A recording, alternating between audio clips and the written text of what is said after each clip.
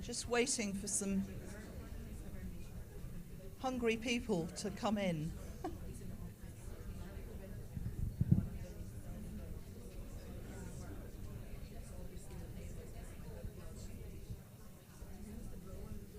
Okay, good morning everybody, and a very warm, hopefully not too warm, welcome to 44 Belgrave Square. My name is Belinda Bafetink and I'm Research Director here, and it gives me real pleasure to welcome you to our Media Planning and Strategy Summit this morning. Whether you're joining us today in the room or virtually, you can be assured that what you'll see over the next couple of hours represents the absolute pinnacle of planning and strategy expertise in the industry. You will find a feedback form on your chair. Yes, old-fashioned paper, I know, but we would really appreciate it if you could take a moment at the end of the morning to give us your feedback. It'll really help us shape the event for next year. So, the purpose of the summit is to elevate the vital role of planning in the communications process, to really put a spotlight on why the discipline of planning is so essential in building effective marketing campaigns that deliver against business objectives. Often, when the quality of the output is so good, it's easy to forget the tremendous hard work, dedication, and innovation that you, the practitioners, give to the industry. So today is the day that we celebrate planners and strategists and all that you do. We've got a brilliant lineup of speakers today, and so if you want to share any of the presentations that you'll see, just to remind you that this is being recorded and it will be up on the IPA website. We hope that today's event will not only invigorate the planners of today, but will also inspire the planning leaders of tomorrow. So without further ado, this morning you're going to be hearing from experts from the Seven Stars, Braylino, OMD, Havas, Republic of Media, MGOMD, Meta, Hearts and Science, Cara, and Essence Mediacom. And I'm also delighted to say that we have Tesco presenting to us as well, and our own Simon Fraser. So we've got a really packed morning ahead. We'll also be compiling an IPA publication, Lessons from the Planning Summit, and that will be released later this year. So without even further ado, I'm going to welcome Jenny Bigham from the Seven Stars, who's going to set the scene by highlighting the role of media planners today and the skills needed in this complex and demanding role. So over to Jenny. Thank you, Belinda.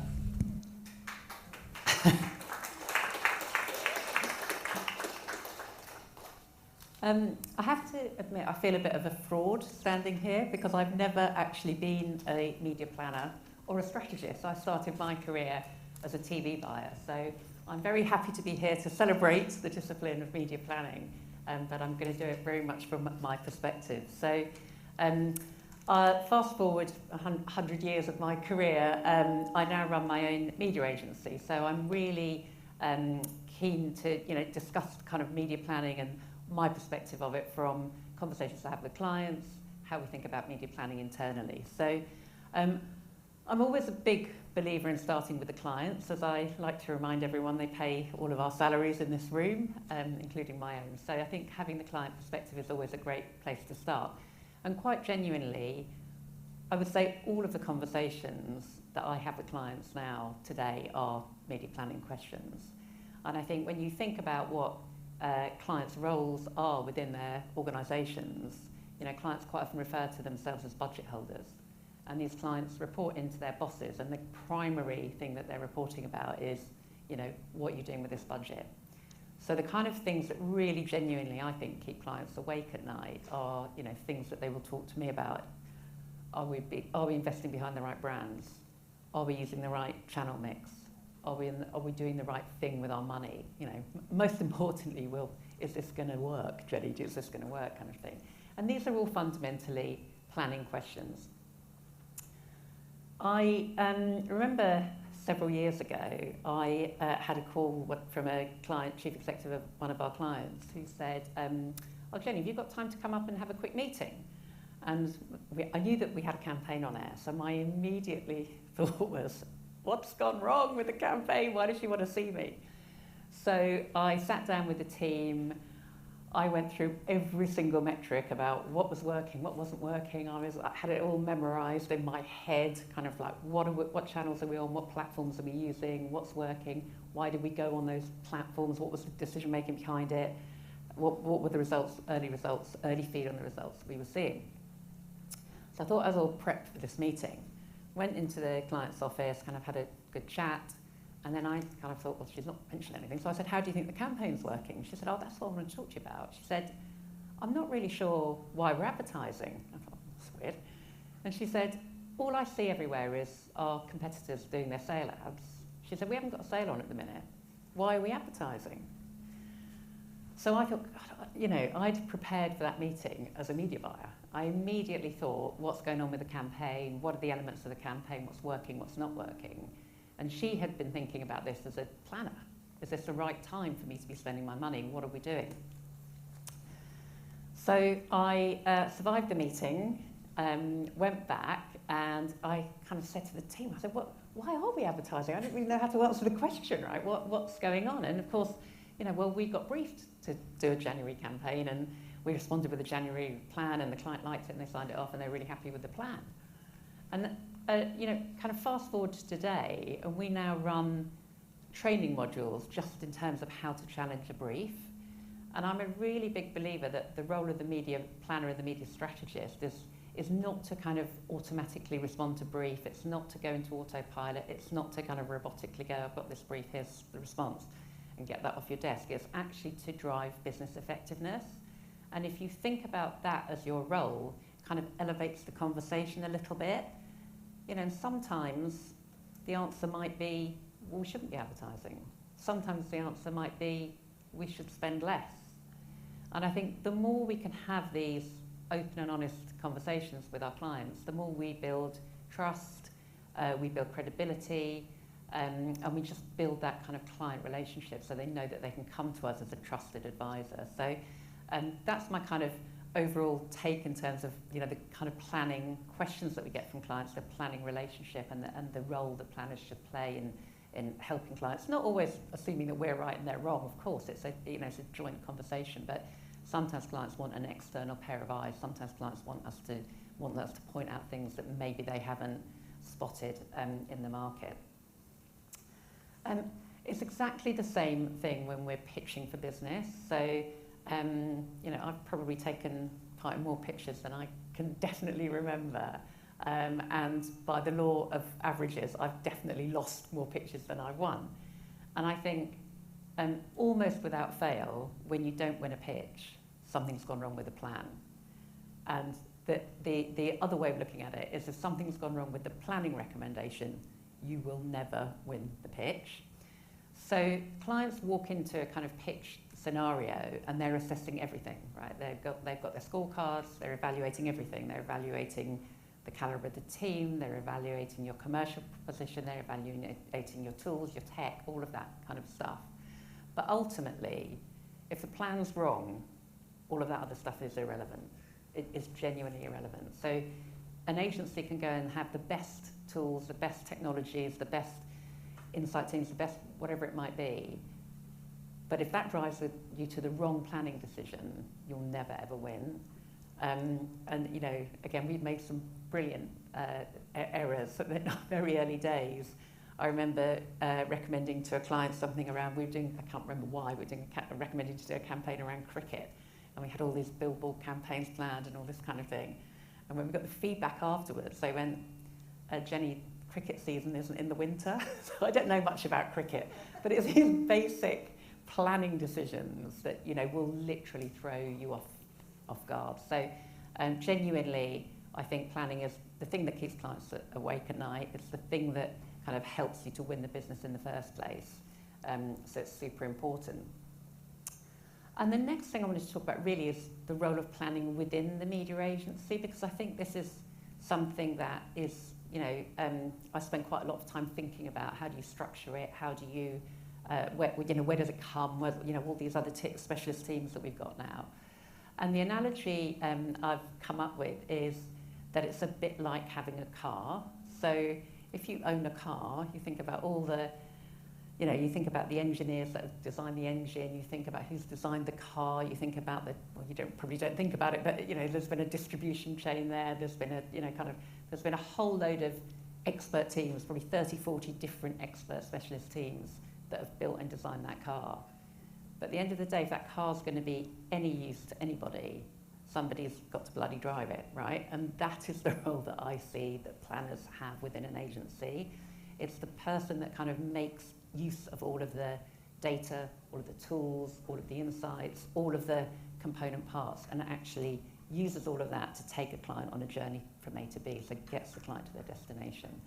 So from my perspective, because that's kind of how I view it, we have structured our agency very much around kind of planning at the centre. So we talk about planning being at the centre, and all of the other specialist teams, equally important, but they're there to support the function of planning, because I think it's the core thing that we do to actually drive clients forward. And I think, structure is really important, process is really important, so having kind of a planning process that goes through the agency but starts with a client brief and gets through to the optimization and the execution kind of as quickly as you can and as efficiently as you can is really, really critical. But I do think that the work of the media agency, if you like, kind of has to start with the client brief and starts with the planning. So planners therefore are really, really central to the agency, and they need to work in a really integrated way with all of the different specialist teams around them. And I think that's really, really important. And I think planning is so important that it's really important that agencies think about, what is the right structure for planning to flourish, for the discipline of planning to do really, really well, because I think that's how you then deliver to clients in a really agile manner. So it's important to clients, it's important to agencies, it's the driver of the car of the agency. We've spent a lot of time thinking about what makes a brilliant media planner. And I have also I've discussed this with our senior teams. I thought I'd better do a bit of prep for here rather than just waffle on about my analogies. And collectively we came up with kind of three things. So the first one is curiosity, which sounds great, sounds like just professionally being a bit nosy. But when we talk about curiosity, we're talking about just getting interested in brands, interested in consumers, really doing your homework and just kind of having a learning mindset. So you actually want to go and understand more, learn more about everything to do with your client's business, the client's business models, what are their targets, how does their business operate. We talked about people skills. So I mentioned earlier how planners have to work in a really integrated way with all the specialist teams within the agencies. But it kind of goes a step further, because I think planners have more interface with clients than probably most of the other teams in the agency, and most of the integration with the creative agencies as well. So I think from a planner's perspective, you're quite often navigating people with different personality types, different agendas, different objectives, different kind of things that they need to get out from a campaign situation. So as planners, your people skills have to be sharper than probably anybody else in the agency. And I think, boring as it may be to mention here, but probably the most important thing from a client perspective is attention to detail. So, we are all in a really privileged position that we get to spend other people's money. And I think, if you have poor attention to detail, or when attention to detail goes wrong, the best you can hope for in that situation is that you've got a very pissed off client and they're just annoyed checking your work. It's not the client's job to check for accuracy in your plan. The worst you can hope for is the client sent it on internally with errors, and that's caused them embarrassment, they're in trouble internally, through to kind of DEFCON situation where there's £1 million have been signed off and it was incorrect and there's an error and you have to unpick it, and you're in a kind of world of hell. So attention to detail is super important as a media planner. I've added two of my own actually to the ones that me and the team came up with. So the first of those is care. And the way I would describe this is when I see a really good planner and they're kind of in the zone with a client, one of the first things that I notice is their language starts to change. They start to talk in the possessive tense. So they will no longer talk about your consumers, your brands, your shops, your whatever it might be. It'll be us. It'll be our campaign. Our Christmas went well. Our Christmas didn't go. So you start to change that language. And I think, really good planners, they will visit client shops. They will eat their food. They will wear their brands. They will literally live and breathe that brand. And it's an easy thing to deliver. Care, actually, it's a relatively an easy thing to do. It makes a hell of a difference because you start to live the client's life and you start to kind of see it through their lens. And I think it's really, really important. So that whole thing around care. And I think the final one I've added is courage. So I think, going back to my car analogy, if you're in the driving seat of what client's going to deliver, once you've sat through, you've looked at all the data, you've gathered all the insights, you've done all the, creative thinking, you've got your numbers right, you've given your attention to detail, ultimately somebody's got to make the big calls. And you're dealing with big budgets, and it's not your money, it's somebody else's money. So if it goes wrong, it's kind of your responsibility, but with somebody else's money. So I think that whole thing about delivering plans and proposals with conviction is really, really important, because I guess a bit like an unconfident driver, an unconfident planner is going to fill a client with absolute fear. So I think to really deliver proposals, you need the data to be right, of course you need to have gathered the insights, of course you need to do all of your homework, but you need to be prepared as well. Clients are going to question what you're recommending, right? That's their job. They're going to question, they're going to challenge you. So to be able to go in and go with conviction, this is what I think we should do, I'm ready for the challenge, I'm prepared, I've done my homework, you just need this confidence and you need this clarity of delivery, and I think that's a really important component of what makes a brilliant planner. So all of this got me thinking, controversially, I think it's time media planning got a rebrand, because I think the role of the media planners is so huge now that I don't know why we still call it media planning. And then I started thinking, nobody says they work in media buying anymore, do they? They work in activation or investment or commercial or trading.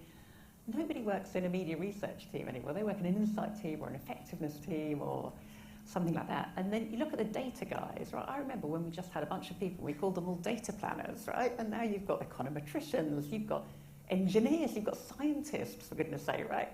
And all of these areas of media have kind of, as they've complexified, they've changed their label, they've changed the language they use to describe the work that they do. So I'm just a TV buyer, I haven't got the answer. I do think, though, that, the role of the planner is now so intrinsic in agencies and in the work that we do, that we need to just think about the language we use, how we introduce ourselves to clients, how we describe the work that we do. So that's my kind of final message to you, is while you listen to today's brilliant speakers, have a think about this community that you all work in. Have a think about, the role, how we're kind of part consultant to advertisers, how we are the glue at the middle of the agency, how we're the people who are part creator and partly the people who have to be brave enough to make the big calls with the big budgets. I think it's time for it, come on. And Belinda, you need to think of a new name for the summit next year, and I'll come back. That's it from me.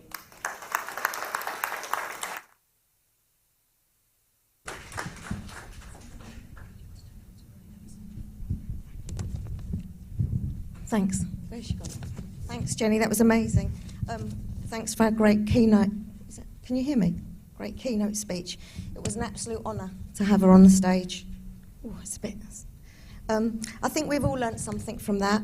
In essence, media planning is a crucial role and absolutely critical at driving advertising effectiveness. Planners, as we all know, are a special type of person. We have to do it all. Jenny has told us to be bold, be curious, have that attention to detail, be confident, have courage, and lastly, she said, have care. And we've all got to come up with a new working title, so maybe by the end of the morning, we will have come up with a new email signature to have at the end of our emails. Can you hear me? Yeah. I'd like to introduce the next section. Simon and I have always wanted to invigorate planners of today, but we also wanted to inspire planning leaders of tomorrow. And this next section is all about that. Our first speaker is Candice Quain. Candice is a media manager of Braylino. Candice will be talking about the importance of apprenticeships and building the best planning teams from diverse backgrounds. Welcome, Candice.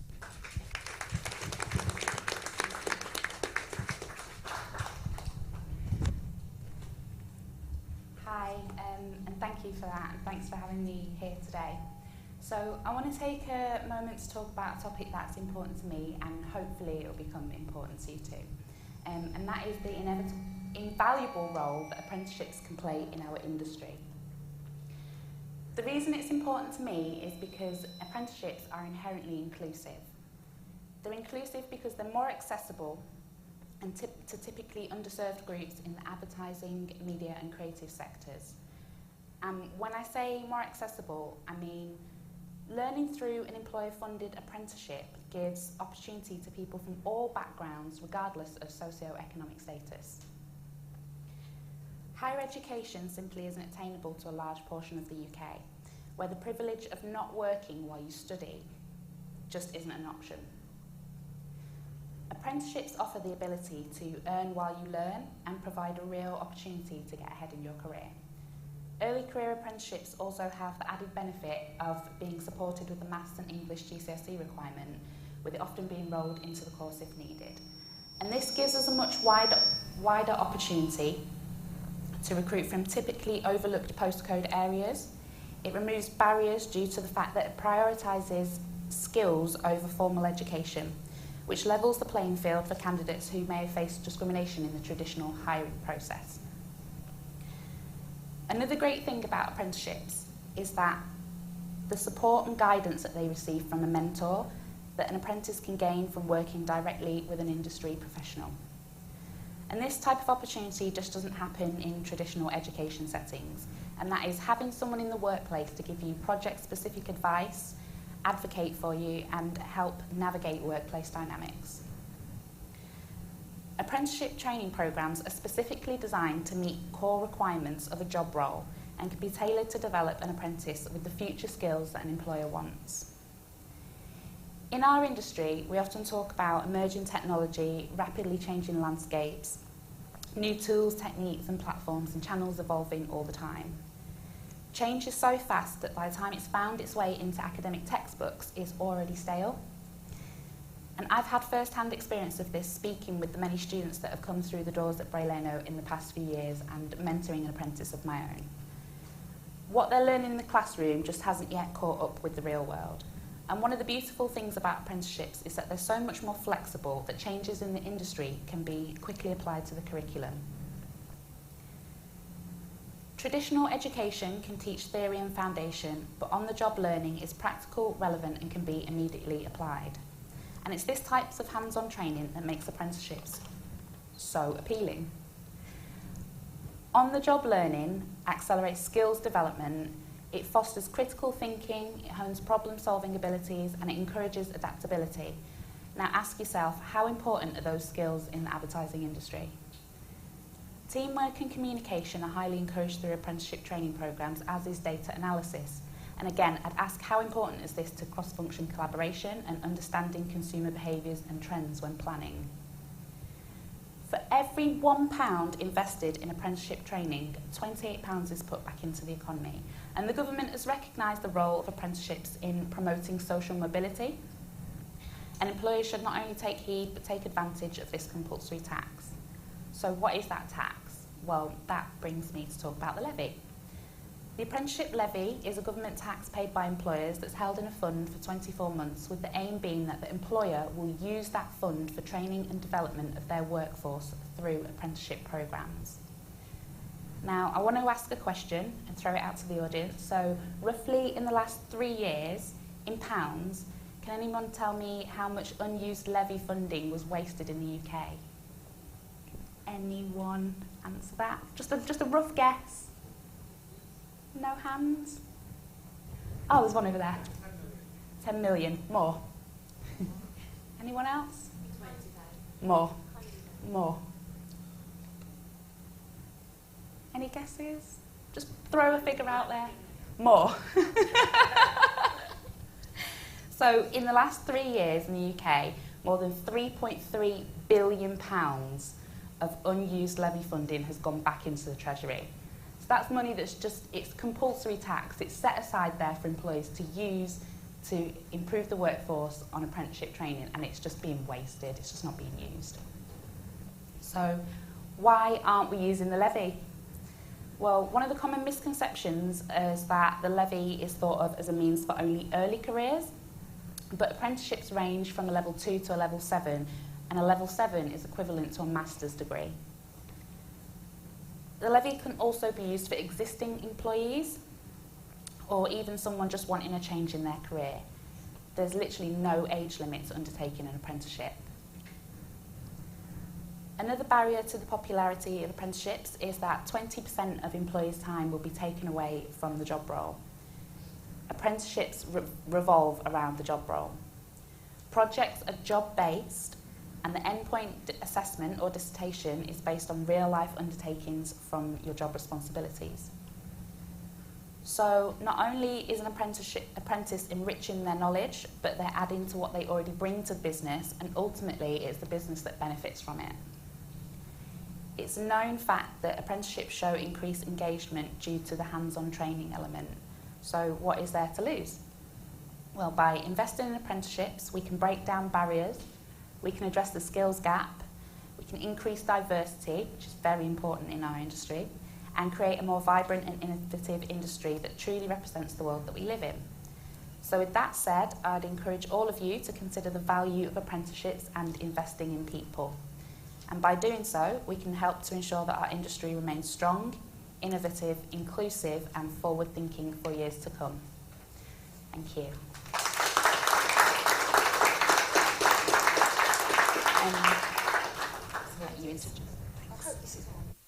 It's great. I'm just going to take the slides over a little bit. Right, so now we've got, coming up next, we've got Leon Beauchamp, a media planner from Braylino, and Sailor Parsons, a communication planning exec from Republic of Media, who have the great opportunity to ask the best two planning brains in the business anything they want. Pretty amazing opportunity. So Leon and Sailor will be quizzing Rhiann Feather, who is Head of Media Planning OMD UK, and Tony Matson, Head of Strategy, Havis Media Group London. There will be time for questions after the panel, so please put your thinking caps on. So without further ado, please welcome the chaps, Rhiann and Tony, to the stage.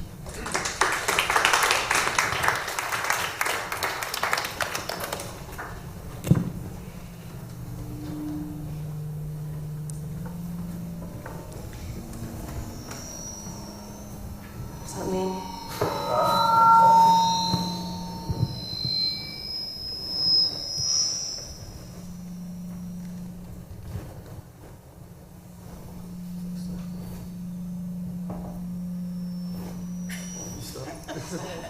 Are you on?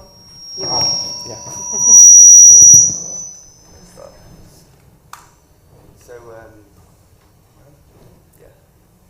so I'd like to start off asking you both, with the proliferation of AI, how do you genuinely see the state of play moving forwards for junior people working in the media industry? You going to go first, Tony, or should I? I don't mind you taking this one. I think AI is really interesting, and I think it's a really great question for you to start thinking of. And I think, for me, I'm going to start with the biggest challenge.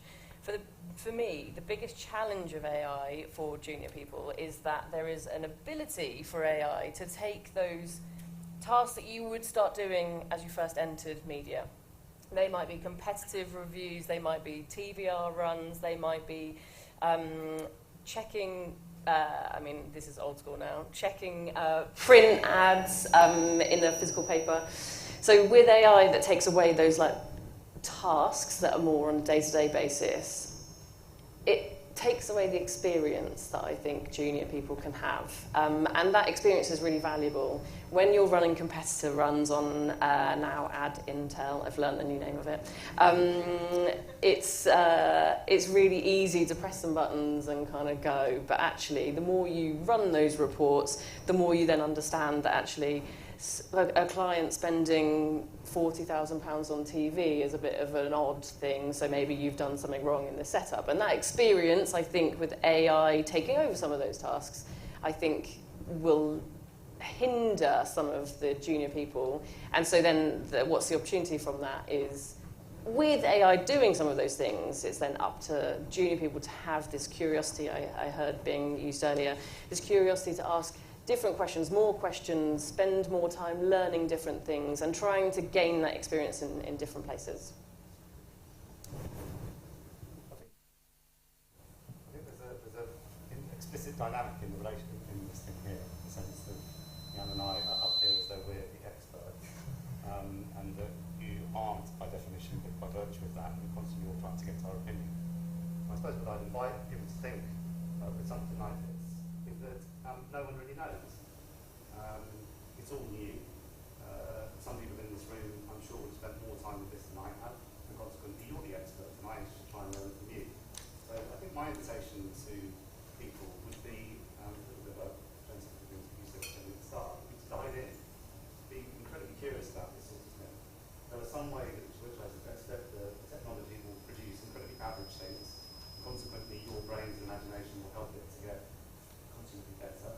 And there'll be some things where it will be unfathomably brilliant what the technology can do. And your curiosity will help to unlock all sorts of things that everyone can learn from. So don't think of yourself as the people that aren't the experts. I suppose that would be the thing. Break that dynamic.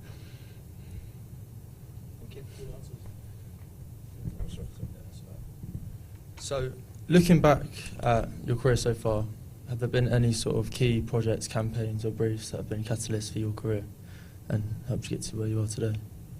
You can take this one first. Okay. Yeah, sure. Yeah, I was thinking about this on the way in this morning, and the answer is yes, of course, there are. There are pitches that I've won and lost as well.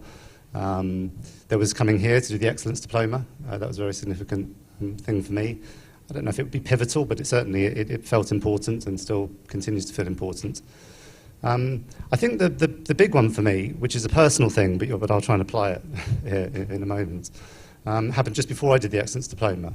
And it's about almost 13 years ago now that I stopped drinking.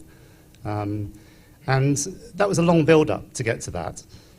But ultimately, what that was really all about, the build-up and the moment itself, was about agency, about taking control of your own actions, being responsible for them, good or bad, doesn't really matter, and then sort of following through with conviction. And I think, ultimately from that came a lot of the good things, which I would then say would be the pivotal bits. It was shortly after that I signed up to the Excellence Diploma. It was shortly after that I started thinking about changing my agency that I was at the time. Been there for a long time. I got married, we bought a house, but all sorts of things happened as a result of that. And it wasn't just, that was like the plug in the sink. I think it was the wider thing about taking ownership and being responsible, frankly, which for me was a really important thing. Do I need this? Yeah. So I would say I started my career working on Boots.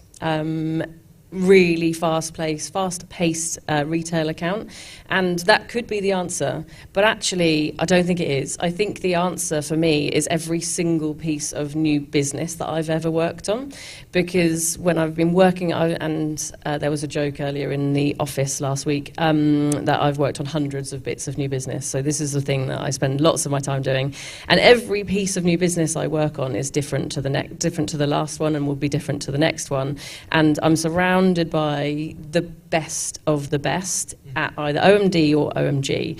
And only when I'm surrounded by the best, or when I'm surrounded by the best, is when I think differently, when someone challenges me on some way I think, and then I get a load of experience from that to then be able to kind of plug it into what I do on a day-to-day basis and help my team and answer questions and speak to the industry based off of all of that experience that I learn from new business pitches. Sorry. Yeah, so something I'd like to know, only been in the industry 12 months now, is how you would navigate and effectively potentially switch department or look to a different career interest of yours later down the line. Happy to. So part of it goes back to the point of agency, and I guess at the heart of what we're talking about today, which is planning. You know, I've done it a few times. They've not been huge. I started out in a sort of planner buyer type role at the time they existed when I started in a bit of digital, and then I wanted to get into a planning role. I didn't have the experience, so I had to kind of seek it out. And I sort of engineered a strategic role within the agency I was in. And more recently, I've started again. These things keep on. They don't think it's only happening to you. It's happening to all of us all the time. And I suppose with those, I've probably sort of done them in slightly different ways, honestly. The first one was probably a bit of a niggle. I don't know what it's like for you, but I tend to have things will just be in my head. they'll bobble about a bit, and a point will come where it's like, no, I need to do something about this now. At which point it needs a plan. You've got to figure out who do I need to talk to, what do I need to say, how am I going to say it so that it comes across both, you know, confidently, but also with enough humility that you recognise that you know you walk in other people's shoes. One of them was just an out-and-out like experience thing. I just had to go, and I wasn't going to get it where I was going, where I was. I had to make the decision to leave and go somewhere else. But again, you have to make the decision to be able to recognise that you haven't got something and you want to go. And then more recently, I suppose, it's been, and again, the IPA has been quite instrumental to this, getting particularly into the world of sort of sustainability and what have you, both here and the industry and in my agency, has been probably not overthinking it. It's almost the opposite of that. And just saying, I'm interested in that, I care about that, I don't really know much about it, and I'm just going to volunteer. I'm going to get involved. And I mean, honestly, the last few years, I mean, a tremendous amount has come from simply saying yes and volunteering with that. So yeah, all sorts of different shapes and sizes that can take. I would say moving around in media and advertising is like, I welcome it. And I think I'll answer this less from me and more from the people that I talk to. In the team that I have, it's very focused on media planning, and actually that skill is kind of harder to find because you have this mix of comms planning versus media planning. So I really struggle to find people to move into my team. So what I actually do is go and find people who have the traits and the skills of people in my team. Then I talk to them, then I have a chat, and then they might say something, and I might go, oh, you sound like you want to move. And so that happens internally, and actually I've had lots of people move into my team through that, and that is all through either them coming to speak to me finding out that they have an interest in whatever I am talking about, and then the other half of that means that I have to be really welcome when people want to move out of my team and pursue the other things that they want to do. It's happening currently in my team. Someone wants to move into a more creative role. So what I enabled there was for her to spend a week out into a different team. They then have a role, and so I spoke to that team and said, I think I found someone that might want to interview for this role. I'm being really, really open with moving, and I think openness is the key, and I think if you keep in, I think probably people have this thing of, oh, if I tell my manager I want to move, they'll think I'm not committed to the job, they won't trust me, I'll lose my job and all of that good stuff. But without telling someone, it's impossible for them to then enable what you want to do. And again, the thing I run in my team is if someone is really interested in creativity or in data or in analytics, I'll allow them a percentage of their time to go and like pursue that and work with the specialists in our agency. Obviously that comes with its faults because they aren't doing the job that I am kind of asking them to do, but what it allows them to do is pursue things they want to. And potentially that also might mean that they want to move over on a more permanent basis. But I think if you enable that, and I think as a junior person in the industry, having those open conversations is totally the right thing to do. And if your manager is stressed, it's probably because you're really good at your job and they don't want you to leave. Yeah, of course you can. So the first thing I suppose would be trust your instinct with it, as a counterpoint to what I'm about to say, which is so trust your, if you feel it's time for change, my sense is it often is, in whatever way that happens to be. So to just trust yourself with that sort of thing. The flip side of that, though, is that I think I've often done things where unconsciously I've been trying to sort of fill a gap, or not fill a gap in a bad way, but recognise where I'm not so good at something and try and get better at it, as opposed to necessarily going, what am I good at, and sort of backing myself a bit more. Now, sometimes those two things end up being much the same thing, because maybe the thing I was doing is not quite right, and I've got a sort of angle for it. But so that would be the flip side, I suppose, would be, yeah, trust if you want change. At the same time, you know, trust in the good stuff that you're doing and sort of believe in yourself to back yourself with that. A second, slightly related but different sort of thing is the chap that was, I don't know if he still does, but the guy that ran the Excellence Diploma when I did it, it's called Nick Kendall.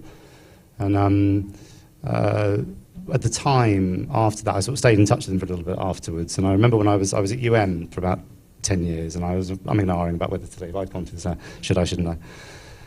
He gave me some interesting advice, which he had spent something like 25 years at BBH, and said that actually in staying put, so much change had happened around him that it felt like difference was happening. So those things aren't all related, but there's another way of looking at this, which is sort of try and place yourself in positions where change might happen and that you can capitalise on it, rather than necessarily sometimes thinking that change comes from extracting yourself and placing yourself somewhere else. Thank you. I was just going to say as well, quickly, Tony, you said something at the start about the niggles, and they're probably quite relevant to people like myself and Sailor and people in the audience who are still junior and have those regularly. I was just wondering, does that ever change? Or because it's more doubt than it is just consideration of just changing career. It's just doubt if you're good at the planning side or the strategy side or whatever. Does that ever go? No. No, I don't think it does. But maybe to sort of characterise the niggle a little bit, sometimes the niggle will veer a little bit towards imposter. Genuinely, I mean, it's just bizarre sometimes when it hits you. Can I actually do this thing? I doubt you doubt yourself. Sometimes I think that feels negative to me. I don't think that's a very healthy thing, and one should try and find ways of being able to manage oneself, I think, with that, whatever that looks like. Sometimes I think it's positive. I always am slightly distrustful of people that are overly confident.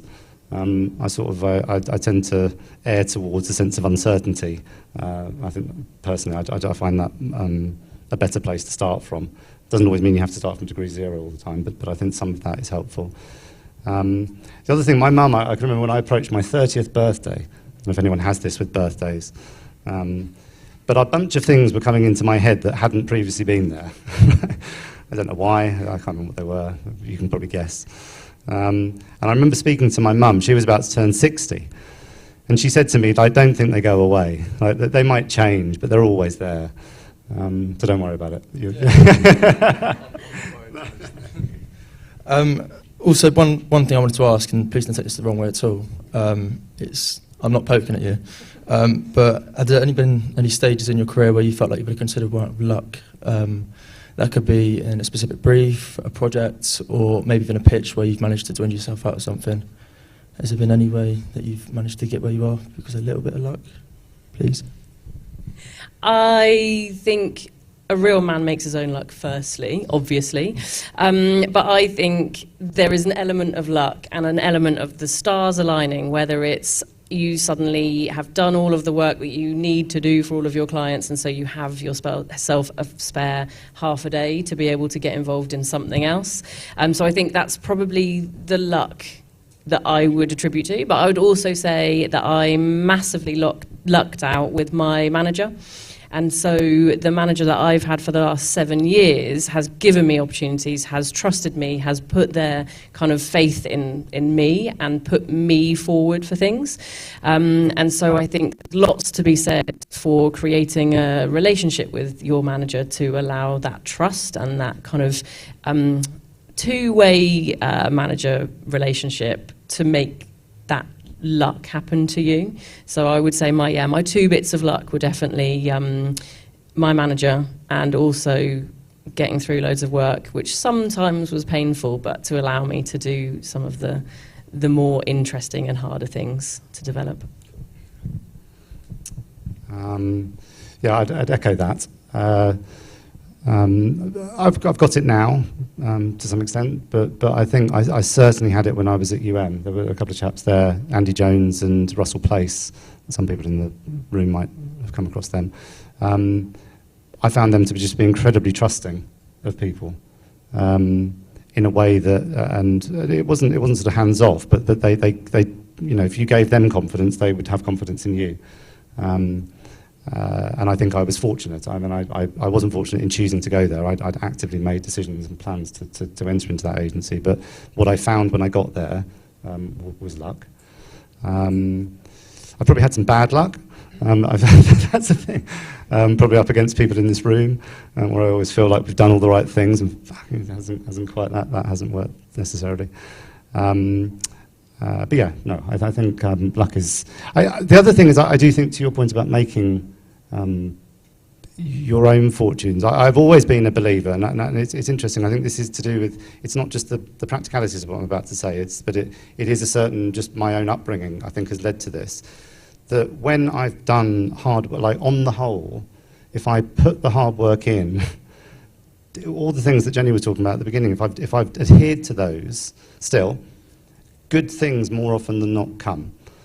If you're generous with people, kind with people, listen to people, have humility, have the right confidence, put the hours in, it won't always work out, but chances are you'll have forged a path that will make it more likely than otherwise that luck will play itself out in your favour. And if it doesn't, what can you do, right? You've done all you can, and therefore that's not necessarily bad luck, it's just one of those things. I like how you both smiled while answering as well. I thought I was going to get some evils across. Okay, so obviously going back to your point about it's more so luck on meeting people. Has there been any other key figures in your career path, or maybe people that have been outside of work have been able to manage you, help you around work? I would say people who are amazing at their job. They're the key figures, and so every time I meet someone, and I think probably with the time I've spent in advertising, I think the people that I meet, I've created a network around me that allows me to be as good as I and my team are. And I think finding those people, finding your network, they don't have to be in your agency, they don't have to necessarily even be in media to help you get to the best answers, I think is the people that have really shaped the way that I've developed. And people always say to me, how do you know the answer to everything, Rhiannon? I'm like, well, I don't actually know the answer to everything. I know the person who knows the answer to everything.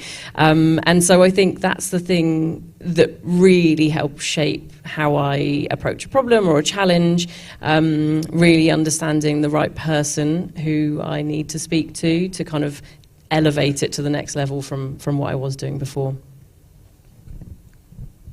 I'd echo that. I certainly got that where I am at the moment. Your last point. I sit in an agency which has got lots of different agencies within the building, and I find it really beneficial to know people face to a name. Doesn't mean I've always done work with them, but you just sort of got connections. And then along the way, there have definitely been a series of people. They haven't always been there from the start, nor are they necessarily here now. But for periods of time where I've just asked them for their advice, and I found them to be very generous with it. So Nick was one for a period of time. It wasn't long-lived, but for the period of time off the back of the Excellence Diploma. There was a chap called John Gambles who used to run Quadrangle, he's sadly dead now. But I remember him being very generous with his time, and many of you might know Kevin Duncan. Again, I've always found him to be very, very generous. There's no rhyme or reason why it's those three or versus anyone else. But I would invite, again, I think my experience of this industry, again, is the same sort of thing. Whilst you can hear lots of bad practice and malpractice, on the whole, if you're good and kind and generous and considerate, people are really giving. I mean, that's the spirit of what is going on here today. So don't worry if you don't know someone particularly well. Ask them for advice. My sense is you'll normally get it, and they'll be very willing to impart it and help in any way that they can. Could I just add, like, how important do you think it is to hone those relationships as a junior person with perhaps other junior people in the industry? Definitely. And I would, again, not wanting to sort of slightly deconstruct your quote, but I wouldn't think of yourself as just a junior person. You're just a person, and you'll be. But I always my sense is often is that people that are starting out in this career, they have a funny sort of dynamic. I remember experiencing this. On the one hand, you, by definition, don't know as much as other people. That's inevitable. It'd be the same if you started out in anything. At the same time, depending on what you've been doing, whether it's you're out of school or if you've been to university or if you've been somewhere else, your brain may well be working much better than many other people's. I mean, honestly, it might have. The stretchiest time my brain was working was off the back of university. It's nothing has touched it since, and that's just the reality of it. And so you know, don't feel that somehow or other you are implicitly less or different. You're just a person with good thoughts, and you want to get ahead, and you want to find out and make connections. I think it's great to connect with whoever you can, whether it's peers. Whether it's peers of that have just started out, whether it's peers that have had more experience. I think, yeah, make all the connections you can.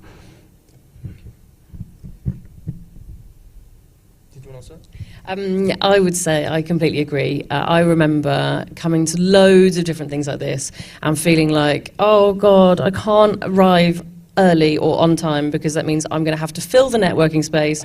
I don't know anyone. I'm going to be awkward. So even if and sometimes it's helpful. I like finding people outside of my agency to network with and to know. And so then when I see them across the room, I'm like, if no one else, I know I can make a beeline for you.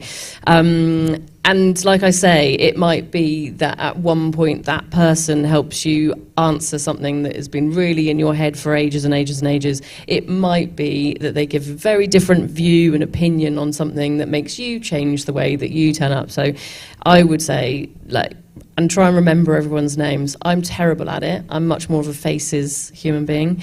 But I try and attribute something. I'm like, oh yeah, I remember why I remember you. But as soon as you find them, go and speak to them, and don't try not to do a me and turn up just before the first speaker so I don't have to network. Just going back to the AI question, because I know we spoke about how it's going to affect juniors in a number of years. How do you see that affecting maybe yourselves or senior people in the industry who are coming towards the end of their career? Sort of. I did. You paused then. I felt that. Oh my words. I need to sunset myself, I think, and just. How do I see it affecting? I am. I don't know what does my hand is there. No, it's we're all learning, right? I mean, I think that's how it affects it. It's something which I don't know very much about. I've dabbled. I've invited my team to dabble so that I can try and learn from them. Going back to what I was saying, maybe it's the spirit of what you were just talking about as well. So at Havas, very fortunate to have lots of different types of agencies and disciplines all in one place. And so consequently, centrally, there are groups of people who are trying to bring lots of disciplines together to try and work this stuff out themselves. And again, you know, some people will present themselves, they have more expertise than others, or they have more knowledge than others, they might have applied it more often than others, but everyone's learning. So I think as with all of this sort of stuff, back to maybe what Nick said, is, you know, stay in the same place and change happens around you. And frankly, you either, I mean, it sounds a bit harsh, but you either sort of adapt with it and go with it, or not. And I mean, not's not a very good thing. So I think it's got to be something where it's, it won't necessarily immediately transform a job. Do I need to know more about it? Absolutely. Will I try to do that? Definitely. Do I know what that's going to look like? No idea. I would say be excited by it. All new things lead to new opportunities and new different ways of thinking about things. And I think the people who are there going, oh, I'm going to lose my job, probably aren't future thinking enough. There were loads of other things that I'm sure lots of other people would think that their jobs would have been gone. They adapt, the jobs evolve, things move on, and yeah, be excited by it. Take any opportunity to learn, see what you can do, apply it to your day-to-day, because it may well be, and I think that one of the great things about AI is it's a bit of a leveler, and actually no one really knows much more than anyone else, and regardless of level, if you have a real interest in it, it means that you may well end up knowing much more about the potential of AI and where you could apply it than some of the most senior people in whatever agency people are in. So it really gives a really good opportunity for anyone to have a point of view and an opinion and to learn. So yeah, it's exciting, and I welcome all new things. Everyone was scared of viewability at a point, and now it's standard. No, I do apologise. That was wrong wording. Sarah, I don't know if you have any more questions, obviously. Is anyone in the audience? Any particular questions? We basically on the screen, they're not loading any questions through the chat, so. Yes? Hi. A lot of what you've talked about, what Tony and Rhiannon have talked about this morning, is to do with relationships and how people work together. I just wondered if you could just take a couple of minutes to talk about the impact of COVID and how that's affected relationships and team building and all of that. For people who know me, people know that I love the office. And I think one of the biggest challenges that we've all faced from COVID is hybrid working. It's obviously, and I say all of this with all of the great things. I never go into the office on a Monday because I can't drag myself out of my bed early enough. It's lovely. I can do my washing. I can catch up from the weekend, and it's amazing to be at home. However, sitting next to someone and hearing the way that they think and seeing what's happening around you, hearing and seeing me speak to someone that you might never think that I would approach or speak to, allows so much learning. And I think it's that learning curve, especially as you're new to the industry, I think is the thing that's challenged people the most, because I think there's such a huge amount of learning that is just innate and sitting next to someone. So I think for us at OMD, that's the hardest thing. And especially where there's a craft and there's a skill to learn, I think that's the piece that we've struggled with from a COVID point of view. But I also think that everyone has probably started being a bit kinder to each other, which I think is no bad thing, and a bit more appreciative of other people's circumstances. Things change once you realise the person that you're talking to has got 3 dogs that are running amok and the kids are at home and this is happening and the room they're in is a tiny little box room with no windows. You start to kind of understand people a bit more, whereas when you're at work, it's a very different, you can turn up to Rhiannon at work and no one needs to know anything about what's happening behind you. So I think it's allowed everyone just to be a bit warmer and kinder to each other as well. But in terms of advice off the back of that, I would say if and when you're in the office, try and organise your day so that you're not busy, full of meetings, got an urgent piece of work to do, so that you can take your headphones out and you can listen to everything happening around you, because that's when you'll learn the most. I mean, I'd agree with that. Certainly the learning through osmosis, I think, is something which is missing.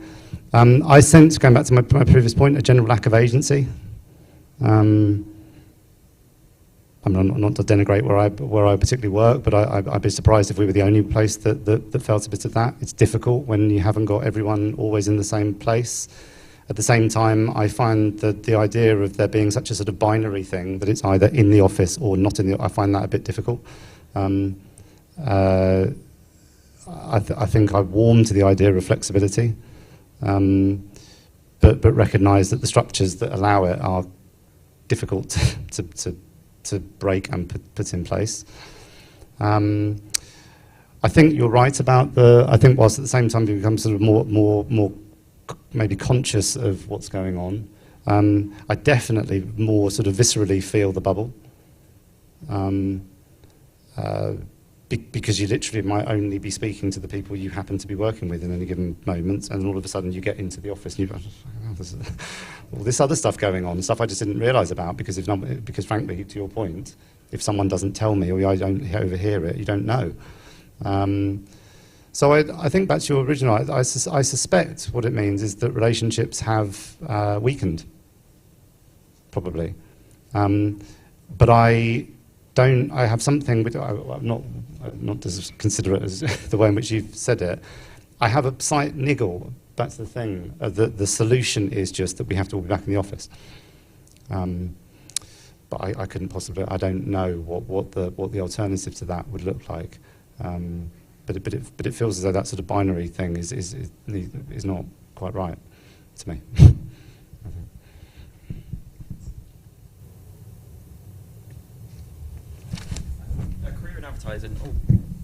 A career in advertising can happen at agency, but it can also happen like client side and consultancies, even media owners. So what do you think has kept you within agency side to the point that you now lead your respective disciplines?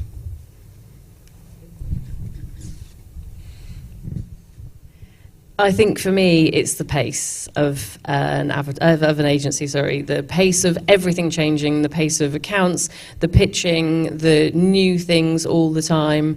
I have lots of really good friends who work in media owner side, and I love the stuff that they do, and I always have so much fun every time I speak to them, but I'm like, oh, it's just not enough. I don't want to just focus on that one thing. I want to think about the impact of everything. And so it's the volume and the kind of the breadth of everything that I can do in a media agency, and the opportunity that I think I see from media agencies. I had the opportunity to go and work over at Disney as more of a client. I have the opportunity to spend lots of time with media owners, so it's a bit like have my cake and eat it for me, and I'm sure maybe at the end of my career I might wish a slightly different pace of life, and I say that because I went out for dinner last night and realised I still had work to do last night when I got in, and so with that pace comes a volume of work that sometimes I'm like, oh, I'd love not to be doing this now. But right now, for me, it's just the ability to do anything. And I have so many different opportunities, whether it is talking to econometricians, whether it is talking to creative people, whether it's talking to PR agencies. I have the ability to kind of do whatever, and the world is a bit my oyster. So, yeah, long live me in a media agency. I'd agree with that too. So, I mean, I've thought about leaving agencies quite a lot. Not all the time. Sometimes it's a niggle, sometimes it gets there. Sometimes I really go close to doing it. I have done, and it hasn't quite happened. And I've normally gone through some sort of process of going, well, no, stop, back to the thing. Stop worrying about what you're trying to get to, and worry about what is it actually that I like about doing. And it's those sorts of things. So to some extent, I'm here by virtue of the fact I think it's the right place for me. I'm also very conscious that I've sort of got I'll be honest, I sometimes feel like I've got myself into a bit of a situation. And And I suppose what I mean by that is that I always remember when I was starting and younger, looking to the people that were the older people in the agency and thinking, my God, they're older, clearly, right? But they're not that old. And all of a sudden, I find myself as the oldest person or one of the oldest people in the agency. And that brings with it lots of other niggles, to your point. I don't think it's quite there to put myself away, but it does make me think, what is, the very likelihood is that I'm going to need to work for longer than I have worked. It's very possible. And so consequently, everything I've been doing is almost just a precursor to what might come. And I suppose with that comes several things. One, the spirit of what I said to you guys, which is what I'm trying to put myself into other situations. Doesn't mean necessarily I'm leaving agency world, but I'm trying to find out about other things and connect myself with other sorts of people and other sorts of things to learn what they've got. I've also, there's one thing that I've sort of found myself not knowing what to do, and I've never honestly tried to find out how to do something about it, which is the fact that what would I go into in a client-side role? That's what because I've often thought that's where the power sits to me. Honestly, I could justify that it sits with us and we've got influence, but largely in their world. Clearly, the benefit of us is we're hedged. Right? We've got lots of different clients and industries that we can work across, but in their world, but I'm not someone that's necessarily got the background to go into a sort of media type role in a client organisation. I don't think I've got that sort of. Nor do I necessarily have the knowledge to go into a senior marketing role. I don't think. So I suppose somewhere along the way, I would invite you to do something which I haven't done, which is try and find some of that stuff out. I'm sure things will be fine because on the whole things normally are, but I find. But there's a bit of me that sort of wishes I'd sort of probed that a bit more, found out a little bit more. What might I need to know about? Maybe made some more connections actually into people like sort of clients and the like, which I haven't done so much of. I had relationships with them for the time, but I've not really sort of kept those to know what would it take to go into those sorts of roles. So yeah, that would probably be if that answers your question. Thank you. I think we're finished now, and it's over to you, Simon.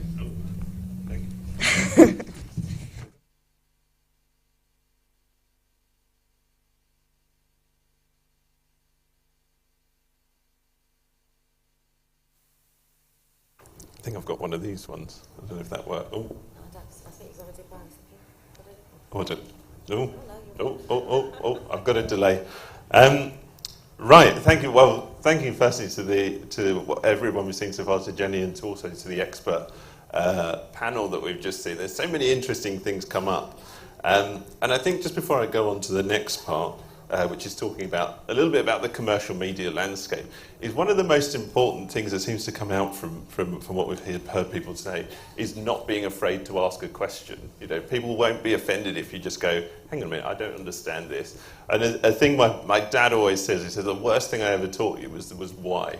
And actually, really, that's probably the best thing, because it enables you to just go, hang on a minute, why is that happening? What's the motivation? What are we doing this for? What's going on there? And also, I've actually found, like, when we were doing kind of working out and planning for this summit, we thought, well, what's the worst that can happen if we ask all these people that we tremendously respect within the industry, what's the worst that can happen? They're going to say no. And then we asked everyone, and everyone said yes, which is fantastic. But now I find the worst thing that can happen is I have to stand in front of people who know so much more than I do and then talk about this. So I'm going to just talk a little bit about Making Sense. It's a publication which we've done for a few years now, and talk a little bit about some kind of media myths that are going on within the industry. Apologies if you have seen some of this before. This is brand new data in this, so some of it will be new. So today we'll look at 4 kind of key myths that we see propagated in the industry. There's a lot of industry reports talking about different media changes and shifts, etc. And these reports that we've done, there's the 4 previous editions. This is the most recent one there. A bit misleading because they're actually all PDFs now for environment concerns, so it's not a physical one. You can print it out though if you want to. And this data comes from actually 18 years of analysis from our IPA touchpoint study, which is what enables us to have that kind of grounding in a quality research source that enables you to look at media on a side-by-side basis. Again, apologies, you've probably seen this slide before if you've seen any of my Making Sense stuff before, but big reveal there. Keep it exciting, because I'm the only thing that stands between you guys and the coffee break. So one of the things that you hear commonly is that with everything that's happened within terms of like new media opportunities, is that patterns of media consumption have shifted drastically, and consumer behaviours and the way in which people engage with media is not the same as it was before. It's impossible to know when people are going to be watching what or doing what. So what we do every year is we kind of group together the all available media properties in terms of video, audio, text-based media, and then out of home. And we plotted that plan. And I used to have all of these different charts that would go across and then go, actually, look, they're all the same. But now I've kind of merged all the data there. So from 2005 to 2020 pre-lockdown, that was the exact pattern. Audio in the morning, out-of-home building throughout the day, text-based content, kind of news-based stuff in the morning, and then video in the evening. So then what happened is we had the lockdowns. That's an average of the two lockdowns there. Radio and audio shifted later in the day, more video viewing, out-of-home dropped, increased interest in text-based content. But then when we come to the latest data, what we're seeing now is that largely those patterns there are regressing back to round about where they were before. It's not quite exact, and one of the things that's driving that, I think, is hybrid working in terms of shaping, particularly in the areas of audio. There we're still seeing that big peak. We're seeing a slight reversion back to that morning peak, but we are seeing kind of a real peak in the middle of the day that we didn't used to see quite to the same level. And it's also slightly shifted the way in which out-of-home has worked. But the important thing, I think, to take away from this is that actually consumers are creatures of habit in terms of their requirements for media. So although there's so many different properties that may be fulfilling those needs, it's pretty much the same patterns for people that there always have been. Myth number 2, one channel is all you need. There's recent reports talking about kind of the changing roles of different media channels and the inability of certain media to reach mass audiences or the ability of other media to do so. And I think actually the idea that one channel is all you need, I don't think that's even true even when looking at video. I think if we look at actually the available properties back in 2005, yeah, you could build large levels of scale with overall TV there. 87% of all video content was live or recorded TV. And it was a slightly simpler landscape. But actually, if you're only looking at driving overall reach there, all you're looking at really is efficiency. So it's how efficient is a media. And what we know from a kind of extensive studies through the data bank is efficiency very, very infrequently equals effectiveness.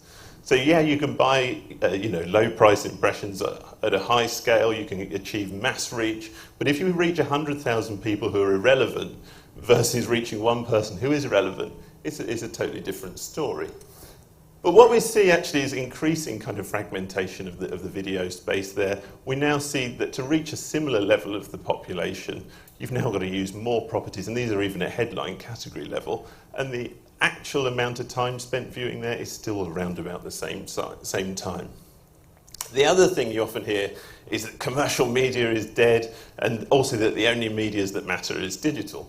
So what we've done here is just had a quick look at the split between commercial and non-commercial media. So if we were looking at, here we'll look at the average adult there. Back in 2015, it was a 66% share of media time was commercial, ad-funded, 34% non-commercial. So the perception that, say, Spotify, Netflix, etc., have ended the advertising dream, you can't reach anyone with commercial media anymore, it's actually only 63% that's shifted to there. And what we're seeing, a lot of the shifting occurring within the non-commercial space seems to be a reduction in some BBC content and switching to more subscription stuff. The only thing I would say, though, is if we look at the average hours of media, 8 hours 27 going to 7:47, and the slight shift in that commercial share there, it means that you're going to have to make media work harder in order to reach the same amount of people for the same amount of time.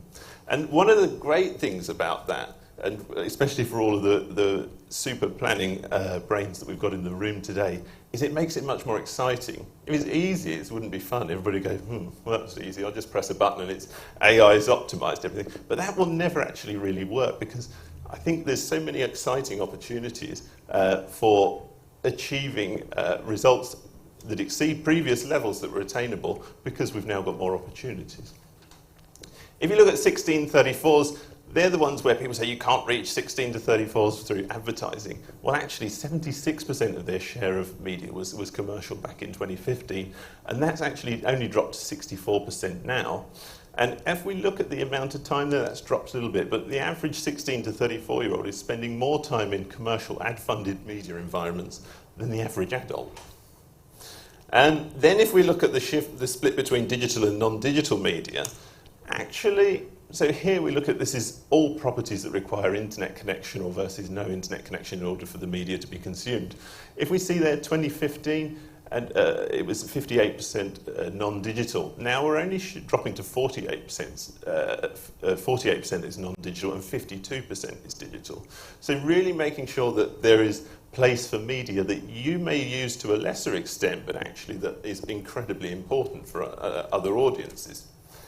And the other thing to say is, if we're looking at those 16 to 34s, yes, their behaviour is much more digital, but still 20% is a substantial proportion of media which is consumed non-digitally. And what we see invariably is, when media is kind of reducing in the non-digital space, we're seeing a kind of an offset. You know, one type of, say, listening may reduce, but then the on-demand version of that increases. So that is, that's quite interesting in that. Myth number 4 is mobile first for all. I mean, nobody really says this, I'm sure, but this is just it's just a kind of a look at kind of the devices that are being used for media consumption. If we look at, say, 2015 versus 2023 for an average adult there, 41% of commercial media consumption was happening on a TV set. If we look at that for 2023, it's only actually dropped to 40% of the overall share. What we have seen, obviously, growth of mobile there. Sorry, tablet, that's declined there, 7 to 4%. But what we're seeing there is pretty much that it's coming from a reduction in PC, laptops, and tablets is kind of where that mobile growth is occurring. Radio set about the same, because what we find within the voice-activated listening in terms of the commercial space, most people are using incredibly complex gadgets to just say, can you play smooth radio, in my case. So, bloody good station, that is. Anyway, and then we come on to the 16 to 34. It's undeniable there that mobile does dominate. We see there it's gone from 33 to 52% share. The TV set as a screen has reduced in overall share of time there. But really it seems to be, the younger audiences seem to be viewing kind of content on smartphones. I mean, I'm kind of out of that kind of young age group now, and having like not the best eyesight, watching a video on a small screen wouldn't necessarily work for me. But we are seeing certainly growth in that mobile space there, and equally a decline in the overall PC and laptop. But then when we come to the 55 plus audience, and this is one of the really exciting slides for me, is that we see that if we're looking at the actual share of time taken by that TV set, so TV viewing there, 52% in 2015, is now 57% of all commercial media consumption for them is happening on that TV set. So the idea that the TV can't deliver scale or that you can't reach audiences through certain media, really, it doesn't really bear out. It's a very, very different picture, and also a very different way in which video is planned and bought across those different demographics there. And this is only kind of a overall headline idea. Nobody, I'm sure, is planning just based on a 16 to 34 audience and 55 pluses, for example. So in a nutshell, there's just a few kind of takeaways that we've got here. So planning media consumption, patterns of media consumption, have been largely constant in terms of video, audio, text, and out of home, but planning is actually more complex than it's ever been before. And the great thing is all of these new medias and new ways of working mean new opportunities and new exciting challenges for planners and strategists as well. In terms of the ability of individual commercial media to reach audiences at scale, we're now at a level where only out of home will actually reach 90+% of adults, 15 plus in a week. And really a greater understanding of how media channels work together to achieve scale and have an impact is vital. Because increasingly we see it in the industry press, they love like a war, don't they? They love to say, oh, this media and this media are at war with each other. You know, really? I think they all, nobody just uses one media, do they? Everybody uses all different types, and it's about getting those mixes right. Commercial media, of course, accounts for 63% of all media consumption, and I think that's a figure that's likely going to grow increasingly with things like Netflix and Disney+. They thought they were too good for advertising. Certainly not. They're there, and I'm sure others will be joining them in the near future as well. And also, 52% of commercial media time is delivered digitally, but that also means that 48% isn't. So one thing I'd say there is don't be afraid of media that you don't use yourself.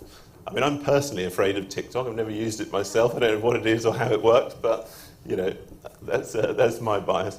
So no media is dying. I think what we're seeing is a transformation in line with technological advances, and that will vary greatly by life stage. So it's really about the most convenient way that aligns with the tech usage of an individual audience for that media to be delivered. And I'd just say lastly, it's vital to understand device usage along with content and context of media moments of engagement. You don't need to be told that, you know all of that stuff, I'm sure. So that's it from me for the time being. Now is on to, oh, there we go, whoosh.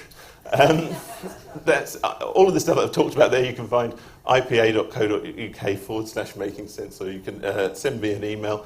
And one of the things I would say in terms of the summit that we've got going on today and the wonderful speakers, just reach out to people, ask questions, and I'm sure that, what's the worst that can happen? You might not get a response, but I'm sure that you will. And you certainly will if you email me. Anyway, so now is on to the coffee break, and that's just through there in the room there. And Kirsty, how long till we're back? 15 minutes, and we'll be back in 15 minutes, and that will be about 10 past. Just before 10 past? Just before 10 past. Sounds good. See you all shortly.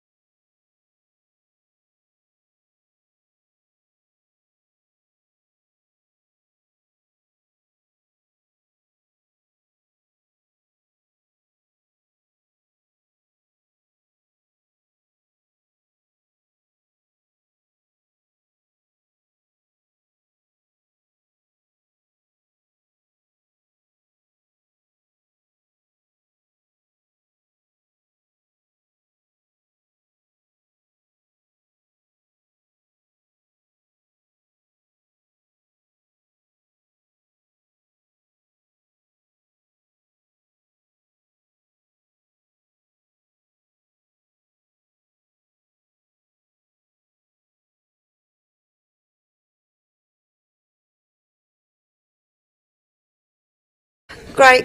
Everybody, thank you for coming back on time. I've just getting the thumbs up, I can start. Great. So welcome back, everybody. Hopefully you'll feel fully refreshed after that comfort break. We will be kicking off the next section with 2 brand new case studies from Emma Withington, Managing Partner, Chief Planning Officer at MG OMD. Emma will be presenting a client planning case study and how MG OMD got the best results. Excuse me. After Emma, we will welcome Sarah Gale, Director of Research, and Mark Hatwell, Director of Group Strategy from Global.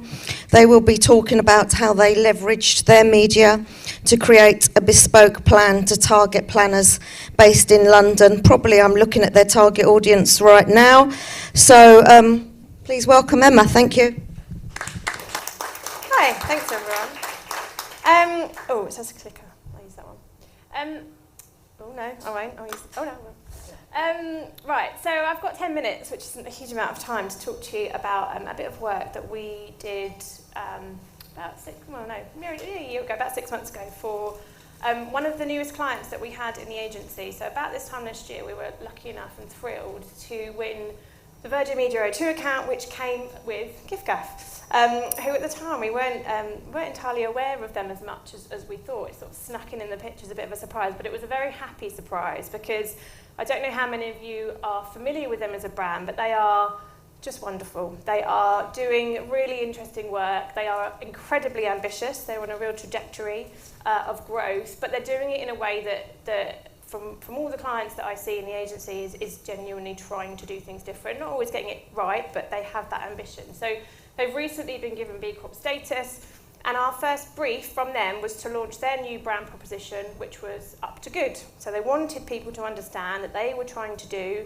SIM cards sales and handsets at the time, now mobile phone contracts, in a way that was inherently good for the people, for planet, and ultimately for their profit as well, because they are a business trying to do great work. So for us, there was a very quick question around, okay, they've got hugely ambitious growth targets. Normally, when a brand's in growth, you need to talk to as many people as possible. We all know the theory. But how do we do that in a way that is also responsible? Because arguably, when you are going out there talking to millions of people, there's going to be wastage. And with that wastage can sometimes come a carbon impact that we don't necessarily want. And giffgaff, with their B Corp status and trying to do the right thing, didn't want to sort of indulge in too much. So we had to think about how we could do this in the most responsible way possible. So we started, as with every good media plan, with the audience. Now, giffgaff gave us a segmentation, largely based on sort of phone usage, mobile phone contract usage, technology a little bit as well, and sort of those kind of category behavioural traits that were inherent to how they see things and what people are looking for when they're thinking about these decisions, which was great and super useful. And we did the usual thing of replicating them in TGI and touch points in our own audience systems. But they hadn't thought, because of the nature of who they were as an organisation, they hadn't thought about for those people for whom the values of a brand like giffgaff would be really compelling in making that choice about choosing who they were. So originally they said, right, we want you to go after segments 1, 2 and 4 because that's where the money is and that's where the growth's going to come from, and great. And we said, well, yes, okay, but also within those groups that you're potentially going to ignore, there are people for whom your values are really, really powerful and potentially compelling. And whilst they might not be the customers who are going to earn you the most money, they're the customers that potentially might stay with you for the right reasons and have that longevity. So the sort of first thing we did was really challenge them on who they were talking to make sure that that big growth audience was as relevant as it could possibly be for the proposition that they had. The next thing we did is we kind of created 2 planning principles effectively, and these are they. So the first one was thinking specifically about launch. They had a brand new proposition to launch. They had a wonderful new set of assets to get out there to make famous so that everyone knew what they were talking about. But again, as I sort of alluded to, with that comes the potential of wastage. We know how to launch things. You have to be big, you have to feel ubiquitous and be everywhere. But we really wanted to kind of think about this idea of less is more. How do we launch something efficiently but without, with as minimum wastage as we possibly could. So we sort of got to talking about how do we just do what we really need to launch with Fame, and that created some really interesting conversation about what are the right media channels, but placements and formats and moments, and it got quite intricate to really do what's right and avoiding that wastage or unnecessary frequency that perhaps had a legacy of carbon impact that we didn't want to deliver. And then the second principle that we landed on was an idea of responsible reach, which is something that we are still working on and we absolutely haven't nailed, but in the realms of sort of doing the right thing and thinking more sustainably about how we're planning media, we really wanted to focus on who we were working with to kind of drive that elongation of campaign, that maintenance part of the campaign, thinking about the partners that we're using, but also thinking about the techniques of how that campaign was delivered again, thinking about the formats and the production side as well, obviously not so much our side, but working super closely with the creative agency to make sure we were just being mindful at every possible journey through that sort of phase of the campaign. So a couple of little nuggets out of that then. The first thing was, we know launching a new big, bold campaign comes with AV. It's an amazing channel in which to do that. And we started to really mine the way that giffgaff had been launching their campaigns previously. So you can see on the left-hand side there, historically, when they had launched campaigns, in those first few days, they had a lot of spots. And actually, our amazing AV team said, well, we don't think we've got to do that. If we really plan this efficiency and look at our OnePlus unique reach, we can drive that much, much quicker. We can get your coverage there faster. And what we ended up doing, in fact, was we literally had 4 spots on TV. That was it for those first 3 days. Nothing else, no long tail, no frequency buy. It was just 4 incredibly carefully planned spots to drive the maximum potential coverage that we thought we could get for that launch. And alongside that, we also only had 11 outdoor sites in the whole country. Again, planned meticulously to find exactly the right sites. Where they were digital, we only used sites that had renewable energy. Where there were a couple of banners, we used the clever paper technology. I think the PVC that they was using was actually absorbing the CO2 in the atmosphere. So everything was not just planned to give the maximum reach for the right people, but also done in a really mindful way. We obviously did some big one-day digital takeovers, but only on the platforms that we really wanted to use. So I'm apologising to Sarah and Pete at the back, but we did not use Meta. We came off that platform, sorry. We used other platforms to do that. We had one big partnership with Global, who we'd been working with before. So again, a lot of the assets that they had, we were able to reuse. So again, we're trying to think about minimising the creation of new stuff that comes with being slightly more sustainable. And we worked with Pearl and Dean and had a single film focus. So everything was once, it's like when you're buying clothes, buy once, buy well. We were really trying to think about that principle through every part of that launch. And in 3 days, we reached 71% of that audience that we wanted to 3 times, which actually, the cumulative effect of that was almost as powerful as a sort of traditional broadcast big launch that we would have done. And then once we got into the maintenance part of that campaign, we really had to switch the focus because we needed a bit more coverage, we needed that longevity, we needed to broaden out who we were thinking about working with. And particularly when it came to the performance side of our plan, we have to think differently. And we created effectively a framework by which to make really conscious choices about who we were working with. So we kind of married up the media effectiveness that we wanted to create alongside responsibility credentials. And we're scoring everyone that we wanted to work with effectively that ended up with this horrific looking matrix. We need to find a better way of looking, but it's very much work in process. But we were scoring everybody on all of these things based on data we had from giffgaff, based on data we had from case studies in the agency and the network. And it really forced us to make, again, different decisions. So we used partners that we hadn't used before. We hadn't as an agency, and also giffgaff definitely hadn't used. So there were new people to talk to. We really thought about the format and how those formats were delivered, again, to minimise the carbon impact of our plan. We really focused on the types of content that we were talking to and working with, and really thought about, is it really going to deliver the reach and the growth, but are we talking to those people for whom those values are really, really important? And we made some really tough choices throughout that plan, like coming off Meta.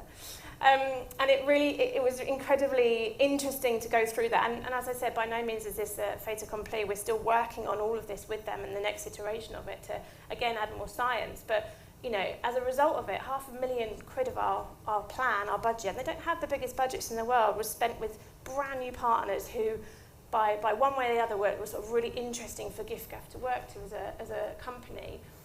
And I guess the sort of, to summarise all of that, the campaign, we believe, delivered on the metrics that we had from the client in terms of reach, because it's an incredibly competitive category. Some of these metrics don't move quickly in telco, but they were really pleased with not only the awareness and the spontaneous, but the share of ad awareness that we had against, the big spenders like O2, like Vodafone, like Sky in this market.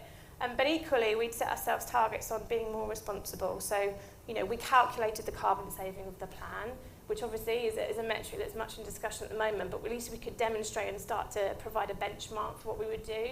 We also, through working with some of these new media owners that have these mechanics in place, were able to donate money back into charities that were doing good. And finally, we as MGMD have created a carbon levy effectively that works with us, with the client, with giffgaff and with media owners to give back. Again, it's sort of like a BASBOF type tax that we're putting on those plans to help give something back. So all of those metrics were hit, and we had an incredibly happy client, and we're sort of reworking all of that planning approach again for the next iteration. That's it.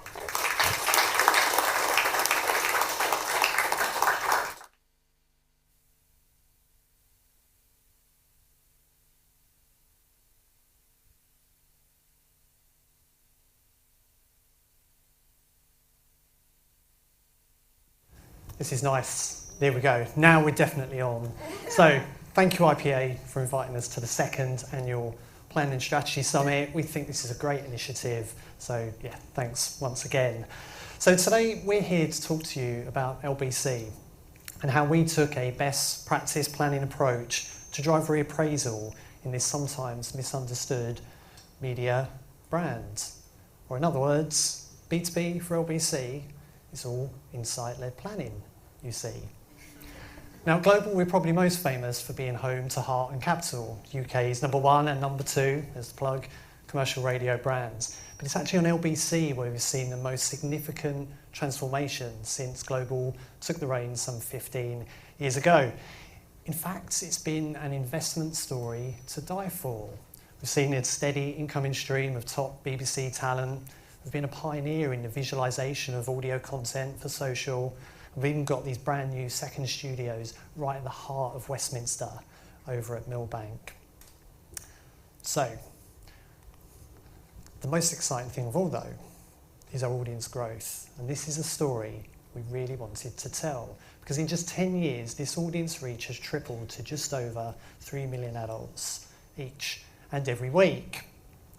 So when the board came knocking with a brief to us to say, look, we need to broaden LBC's commercial appeal, and we really want the brand to take its rightful place alongside Heart and Capital as a true global super brand, it would have been the easiest thing for us to do, the simplest thing, to follow the conventions of B2B marketing and build our strategy around this product story, simply tell the investment story.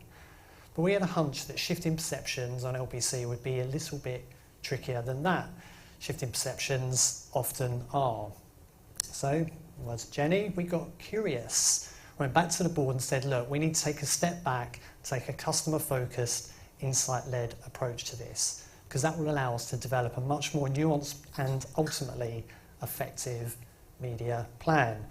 And as you'll see, it covers the very simple 3-stage planning process: discovery, curiosity, then strategy, and only then execution.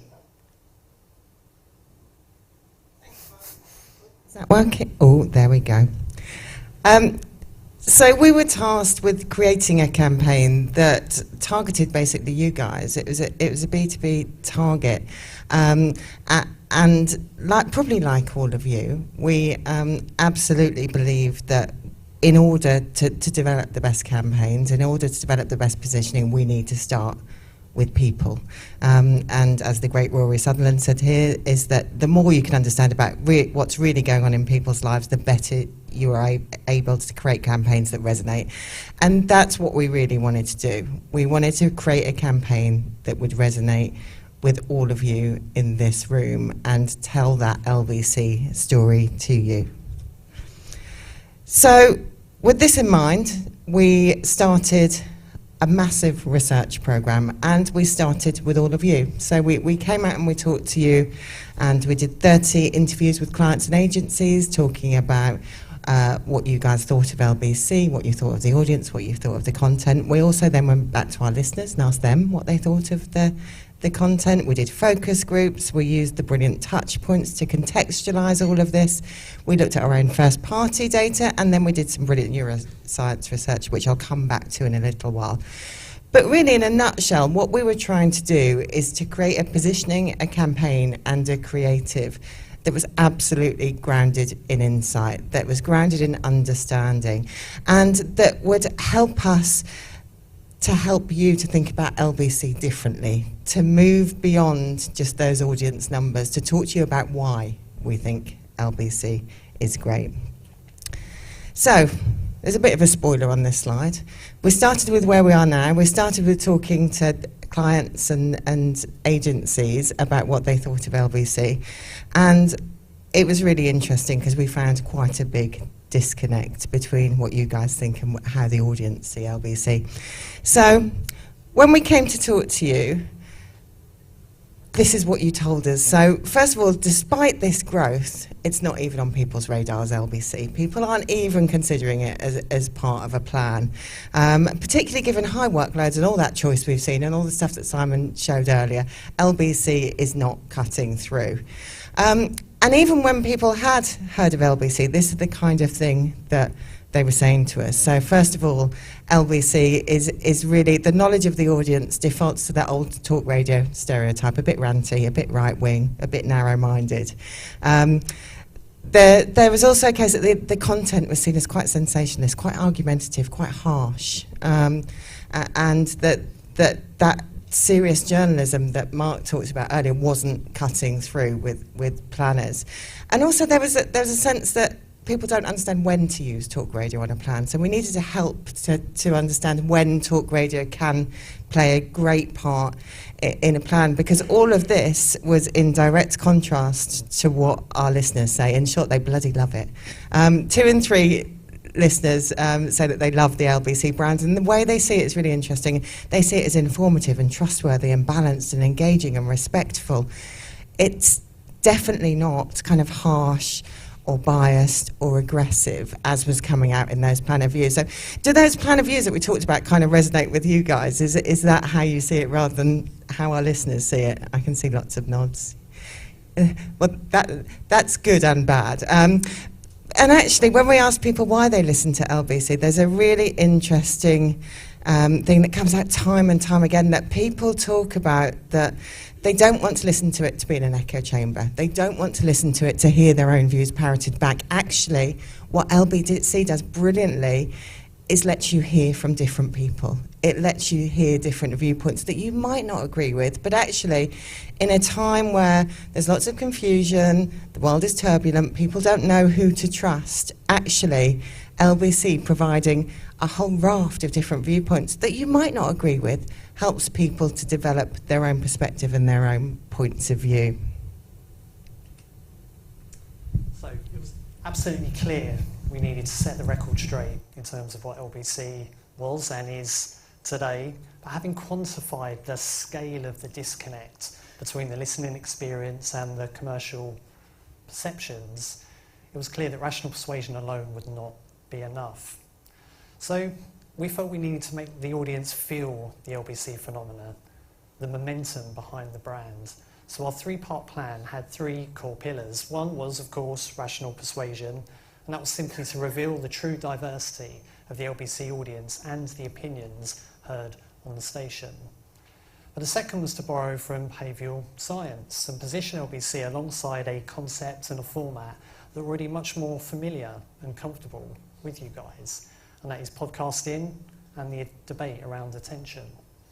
And finally, we of course knew we needed to bring it to life. We need to create an emotional connection and really show that this quality journalism means moderated conversations, which means brand safety for you guys.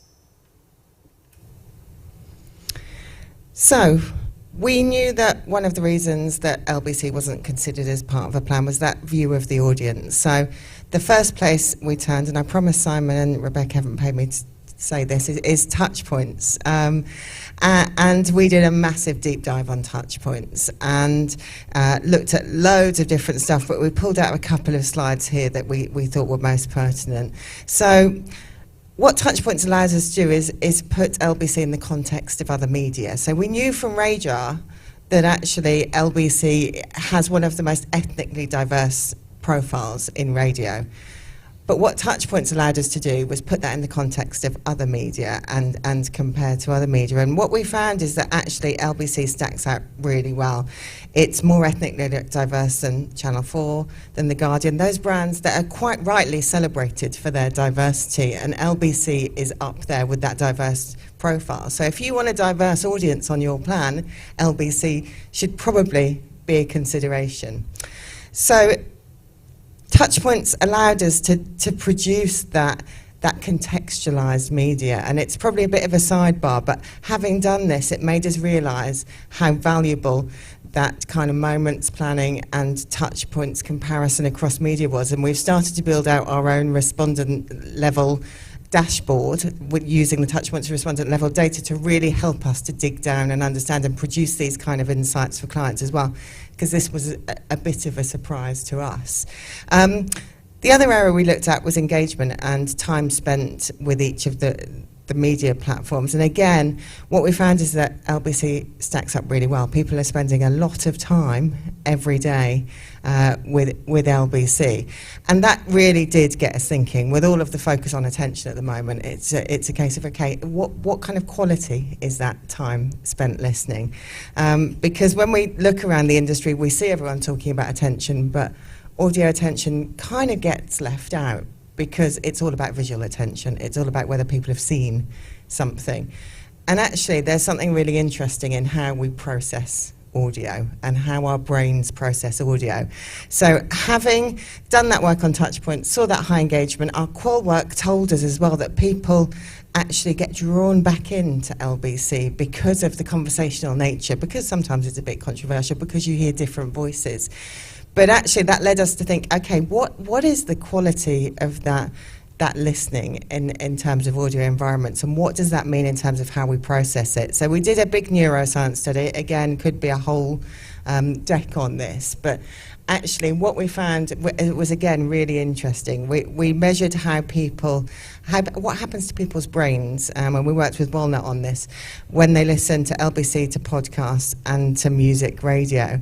And as I say, there's a big study, but what we're able to prove is that actually not only can LBC generate near podcast levels of memory formation, so it means that advertising is being encoded into people's memories, it also has the ability to generate a really emotional response, which we know is really important to have a positive brand response. So by looking at this neuroscience work, which was a springboard from the Touchpoints, we're able to say, okay, we know actually that LBC is a really positive environment to advertise in terms of how that advertising is processed. So with all that amazing insight, we really needed to find a way to bring it to life emotionally, as we said earlier. And what better way to do that than via the presenters themselves? So shot in a softer, less formal style, we collected videos of all of our LBC presenters. But today, I just want to share my particular favourite.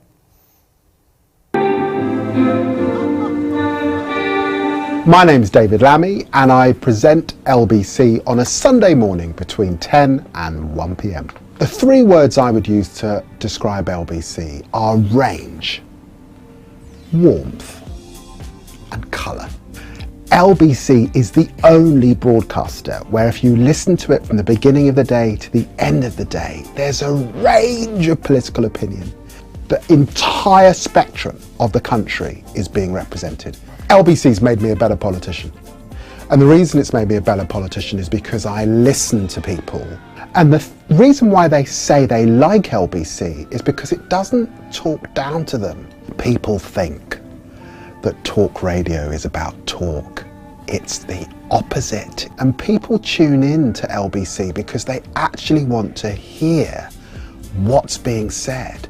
They want that diversity. They want that range. They want that familiarity. I think in an age of so much political turmoil, people are accessing, of course, LBC in a range of different ways, depending on their age, their profile, whether they're on the move or whether they're at home. People love the fact that somebody in Westminster is accessible to them. They can call you up, be in your constituency surgery, tell you what they think, and you might bump into the Prime Minister the next day and tell him. Love that. And just to wrap then, I'm going to give you a brief summary of the multi-layered campaign that we built. Now we had all of that amazing insight and content. Now, of course, at the heart of any plan, targeting you guys, would be an agency engagement program. So Pride of Place is a brand new sales deck focusing on the core pillars of trust, diversity and effectiveness, complete with a new hero video that really brings the whole breadth of LBC to life. We've also been on the road. In fact, I think we're Huddle, one shared tomorrow. We're bringing the LBC presenters, obviously panel format, perfect for the brand itself, but to really demonstrate live and in person how the brand has transformed over recent years. And on top of all this agency engagement, we had a broader air cover commercial marketing campaign. Outbound emails, introducing a broader client base to those LBC presenter videos we just shared, but also audience videos as well, getting into their stories of what they love and what they get from the brand. Just about to start a LinkedIn campaign that will feature all of that great IPA insight we just shared. And of course, all of this needs to be housed in an easily accessible place for anyone considering the brand. So we've built a bespoke advertiser portal, which is the first time we've done that. So it's early days yet, but we've already seen a 10% increase in brand count onto the station. So it's starting to respond in a really strong way. And we're really proud to say we've welcomed on some new brands that have not previously advertised with us. So it just goes to show we could have taken the easy route, simply told that product story, but by taking that step back, we're able to really quantify back to the board that we need to do things slightly differently and crucially invest a little bit more into that LBC story to really make a commercial difference. That's us. Thank you.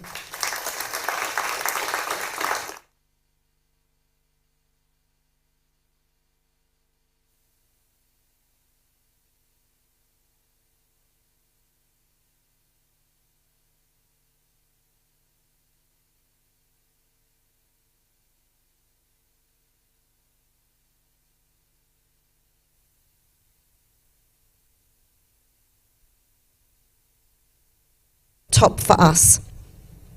Now I would like to introduce Pete Buckley, Connection Planning Director, and Zara Chateau, Head of Connection Planning at Meta. Pete and Zara will be talking about the state of play in planning today. They will be helping us to challenge and break the bias on several themes. Then after Pete and Zara, we will be listening to Tessa Legasic, Head of Connections Planning at Hearts and Science. Tessa will be talking about the trials and tribulations of being a media planner today. She will draw from her own experiences and give us all good, tangible advice. So it's over to you, Pete and Sarah.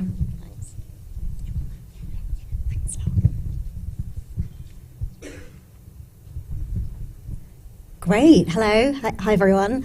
I'm Zara, this is Pete. We head up planning at Meta, but actually we've spent most of our career planning agency side across these agencies where we were heading up planning and strategy there.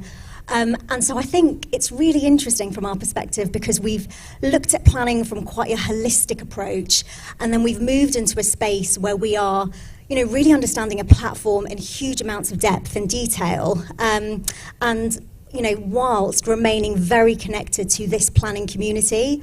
And I think it gives us, I'd like to hope it gives us an interesting perspective on the challenges we face within planning today, and that's what the IPA have asked us to talk about. And for us, there is really one theme that really summarises the key challenge for planning, one word, and that's bias. there is a lot of bias in this industry when it comes to planning. And the reality is, I think that can make us quite reductive. I know you talked earlier about the importance of curiosity, asking why, and I think these are really important when it comes to questioning things and challenging bias, because, you know, to Simon's point earlier, there is this expansion of touch points available. There are so many more opportunities and possibilities, but I think we have to start by breaking the bias. And, you know, how do we do that? Well, first of all, plan for bias. Be aware that bias exists, and plan for it. And there are 3 things that work against bias based on neuroscience. The reality is, if you have a brain, you have a bias. It exists. 3 things are constantly working against us. The first is, the moment you think you're fair and square is the moment you are more likely to slip into bias. So constantly questioning is really important. The second is, as much as we try and scrape bias out of our brain, we constantly will reset to what's dominant in culture or what's dominant in your environment. And thirdly, and I think really relevant to this audience, is the more stress we're under, the more likely we are to slip into shortcuts which are fueled by bias. So our perspective is, be really deliberate about being aware that this exists and plan to mitigate against it. And so there are 4 biases that Pete and I are going to talk about that we're really keen to smash, really keen to challenge. So the first one is really breaking the bias on where creativity lives. I think this is hugely important. We know that creativity is one of the most important drivers of effectiveness, but we still believe it sits in silos. And this is in stark contrast to the creative landscape, which is far more accessible than it's ever been. You know, whether that be through, you know, the rise in short-form video, which is far more authentic, whether it be through people as channels with the use of creators, whether it be through more immersive touch points like AR, and also AI that was mentioned earlier as a bit of a leveler, actually. That creative canvas is so much more accessible. And I think when it comes to creativity, imagination has never been a limitation, but cost, ability to build, and resource has been, and that, I think, has perpetuated the silos. You know, but technology has really instigated that, and the canvas is more accessible, and I think media agencies in particular are at the forefront of technology, they're at the forefront of data, and I think play a really critical role on the role of creativity and challenging where it lives. And so from a social perspective, I think it's really interesting to think about social in terms of how can you unlock the potential of what a connected community can do for your business problem? What can a connected community do for your business challenge, for your brand? The power of a connected community when it comes to creativity, you know, because ideas can be contagious in this space. They can drive great levels of meaning to people who are engaged with things that really matter to them in connected social environments. And so just to kind of bring this to life through a couple of examples, I think the work on Data Tienda is really powerful here when it comes to the power of community at solving a business problem. So this was work that was done in Mexico, and essentially, you know, the challenge here, millions of Mexican women are invisible to the financial system, and that is because they don't have a bank payment history, so they can't have access to credit, and they can't get loans to start their own business. The reality is they have a huge loan history and they have a huge, you know, payment history, but it sits within their local neighbourhood shops, and it's all written in local business books by local shopkeepers.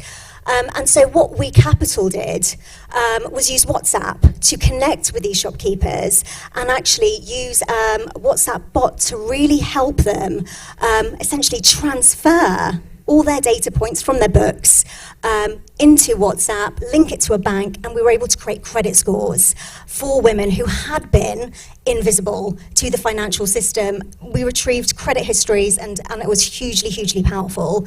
So when it comes to a business challenge, really think, you know, what's our bias, you know, bias here in terms of what the creative idea could look like, what can a connected community do? And, you know, thinking about the power of those more immersive touch points and that broader accessible creative canvas, I think this is a great example as well. The Unfiltered History Tour, where essentially we used Instagram AR filters to hover over artifacts within the British Museum to understand what is the story of where these artifacts come from, what is the real story of where they come from. And this idea started as a podcast, and it was great. And I think we should always think about, you know, what are the contributions, what is the contributing factor each channel makes to a plan. But the client wanted this to be more immersive, wanted to connect with a younger audience, and therefore used AR to do that. And thinking about that bias challenge where creativity lives, if you looked at kind of the briefing process with this piece of work, you had around the room technologists, you had historians, you had cultural leaders, you know, you had insiders, you had, you know, every discipline was present, and I think that's really important when it comes to thinking about where creativity lives and the people that should be in the room at the start of campaigns. So that's the first bias. I'm going to hand over to Pete for the second. Thank you, Zara. So, on to the second, and we've spoken a lot about AI today on the panel, etc. But we want to focus on breaking the AI bias. And what we mean by this, and it's been mentioned a little bit, is that idea that everything a planner does can be duplicated by AI. Well, it can't.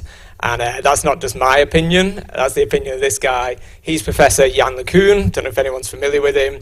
He's known as one of the godfathers of AI. He's published over 200 academic papers on AI and basically established a lot of the models that are used for AI systems today. He leads AI at Meta, and he's got a very interesting perspective about AI. So raise your hand if you own a cat.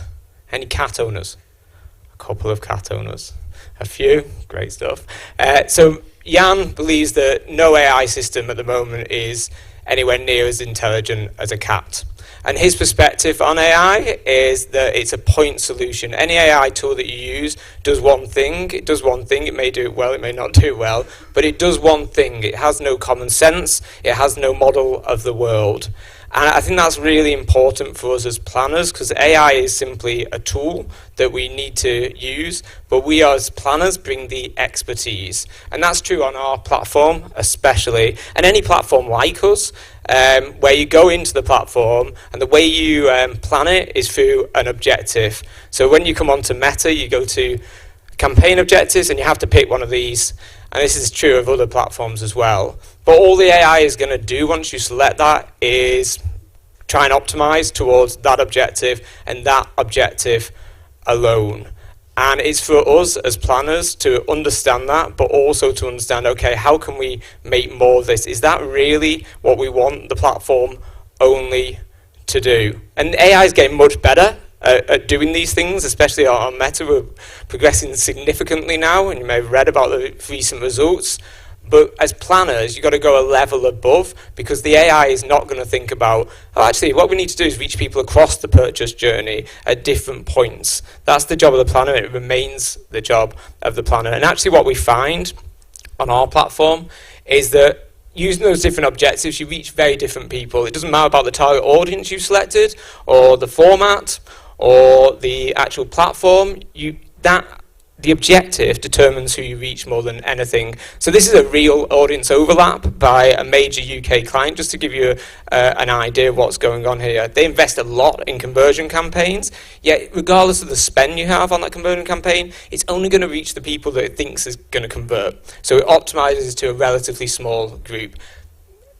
Consideration type campaigns, leads, traffic, messaging, reach very different people. They're people who are most likely to take a pre-purchase action. And then obviously the awareness campaigns, again, very different people. And you'll often find, if you do this, that your audience overlap is quite different. And why is this important? Because what we find is when you use awareness and conversion objectives, for example, then you significantly drive more incremental sales than just conversion alone. And as I said at the beginning, this isn't just a Meta thing. You read publications or reports from Google or from Amazon, it's consistently shown that actually reaching people across that purchase journey can drive better results, not only in the long term, because we often think, oh, awareness is just about brand building. No, in the short term as well. So AI is great, It's improving on a single objective perspective, but the job of the planner, no doubt, and it's more important than ever, is to understand where are people on that purchase journey and how are we connecting them across that. So everyone's job's safe. Back to you, then. Thank you, Pete. Right, so just building on Pete's AI piece around bias, just wanted to also acknowledge the bias within representation and AI. And actually, look, I think there is so much we need to do when it comes to AI and representation. There's so much more we need to do, and we're investing a lot in it, but we need to do more, and we should all continue to do more. But I do think it's important to recognise what AI can do when it comes to representation, and in particular, how it can discover unmet audiences and the power of discovering unmet audiences. And so, for example, this is work that we did within the autos category for Renault specifically. And ultimately, what we found is we tested a segmented approach, so the segmentation from the agency, versus just giving freedom to AI to go far broader. And what we found is that when we used AI to go broader, not only did we reach kind of more users, over 1 million more users at the same cost, but most interestingly, 25% more leads from women. And I think this was really fascinating because there was just inherent bias in the segmentation.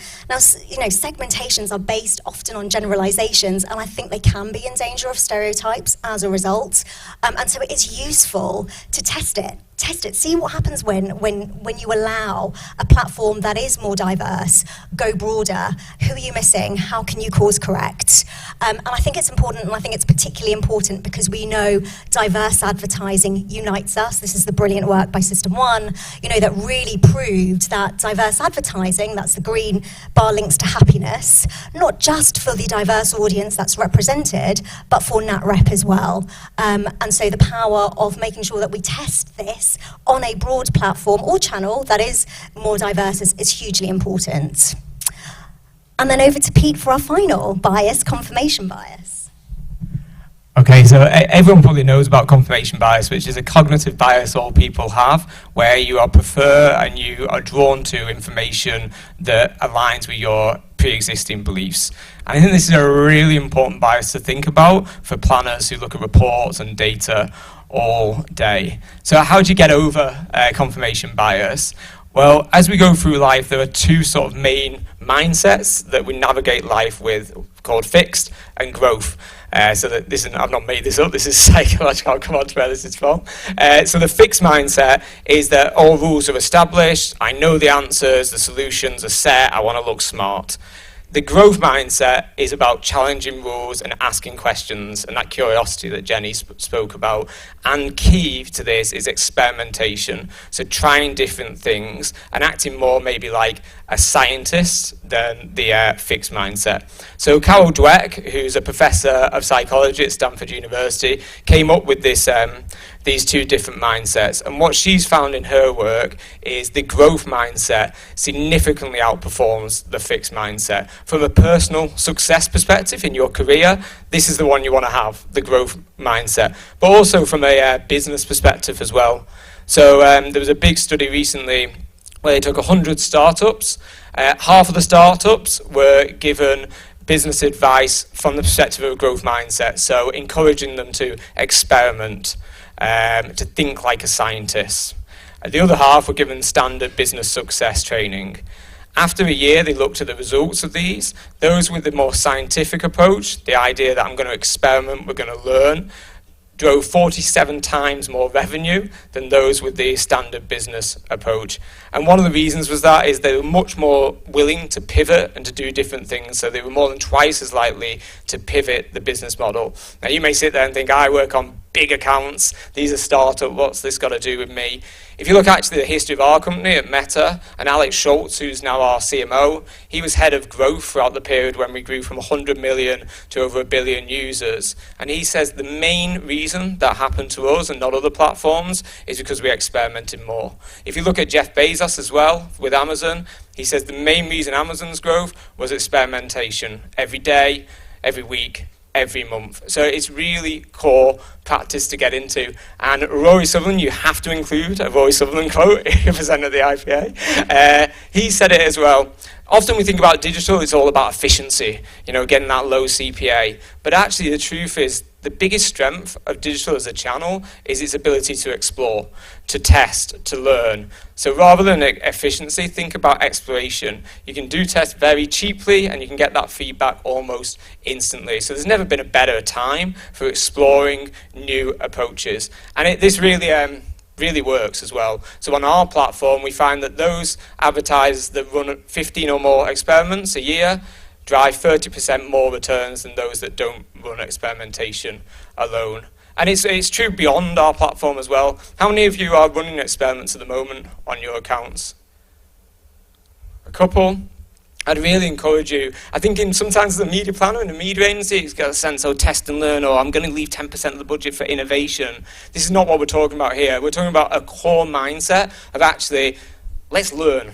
So not so much about, hey, here's your PCA, we're going to prove this worked. No. What did we learn is the key thing here, and that's that sort of growth mindset. And why it's so important for media planners specifically, or comms planners, is because of how important you are for advertising effectiveness. So some of you have seen this, but Paul Dyson just released his updated top 10 drivers of advertising profitability, where he looks at a large data set and understands what's driving the profitability of advertising. Top one is brand size, as you might imagine. The second one, as Zara was saying, is creative quality, but you as planners in media agencies have much to do with that as someone in a creative agency. And then the next 8 are all media decisions. And he makes the point in the paper that those 8, you should multiply them rather than just adding them together.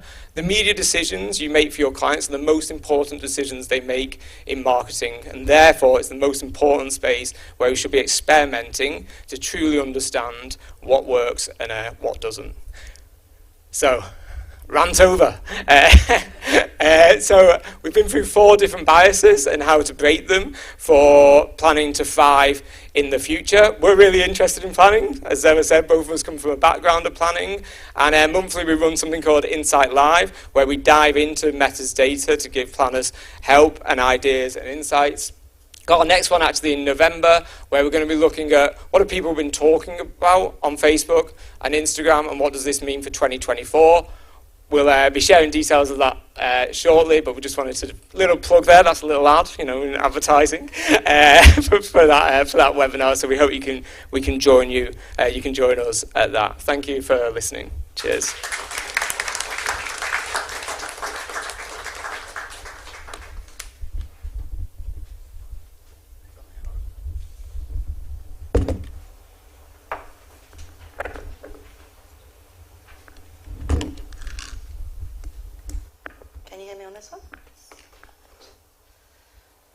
So the trials and tribulations of being a media planner. I should say up front, I didn't decide on this topic, so it's not going to be me going on a massive rant, just to reassure you of that up front. So that's my slightly snazzier title slide. So it's a really big topic, and I think throughout my bit of the presentation, you're going to fortunately see lots of callbacks to everything everyone's talked about previously, almost as if I had planned it. So it's not really a surprise though, because obviously the breadth and the depth of our job as media planners has continued to expand. So as we are here, if you went back to 2006 when Touchpoints launched, they had the goal to support the communications industry in the integrated planning process as solutions become more targeted and span several channels. But if you think about 2006, very different media landscape. Top of the Pops, some people probably won't even know what that is, was cancelled. On-demand viewing was actually going down to your local Blockbuster, if you can imagine. Facebook, guys, devastating news, but only just opened up its platform to the public in the UK that year. And it was a year before the digital switchover to analogue terrestrial TV. So as media channels increase and the media behaviours have become more fragmented since this point, the variables and considerations within our job as media planners have become ever more complicated. But the good news is that I think in this increasingly fragmented landscape and ecosystem, there's an opportunity for really great connected media thinking to be increasingly valued. And to be even more on topic, since it's not 2006 and it is 2023, and I didn't want it to be a list of like my personal gripes, I asked GPT, what are the issues currently keeping planners up at night? And hopefully some of these will look a little bit familiar, but I assure you I haven't edited them, it's in no particular order. So we've got a constantly changing landscape, pressure to deliver results, budget constraints, client expectations, data overload, competitive industry, creativity versus data, long hours, managing multiple platforms, feedback and adaptation, accountability and ethical considerations. So, how do we start to manage all of this complexity? And just as a caveat, I've only got kind of a few minutes of your time, so I'm going to cover some pretty big topics at quite a headline level. And also, these are things that I need to work on as well every day, so I'm not standing up here as the expert. So to start with, kind of media planners essentially have to be generalists, but most of us at some point have probably come from a specialist background.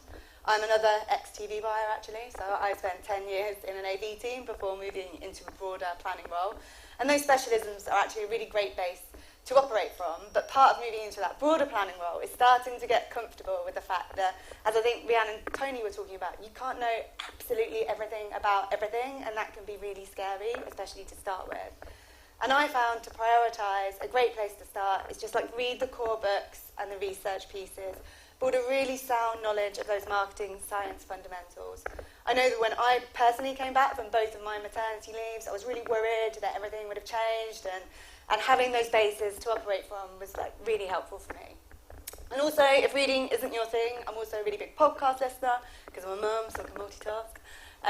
So I would suggest adapt your growth mindset by leaning into areas of continuous growth by listening to relevant podcasts to keep up to date. And also, to the previous presentation as well, remember to go beyond those default definitions. So we all know the pitfalls of those kind of basic audience definitions like Ad 1634 or ABC One ads, which obviously include huge sections of the public who probably have very little common in terms of media behaviours.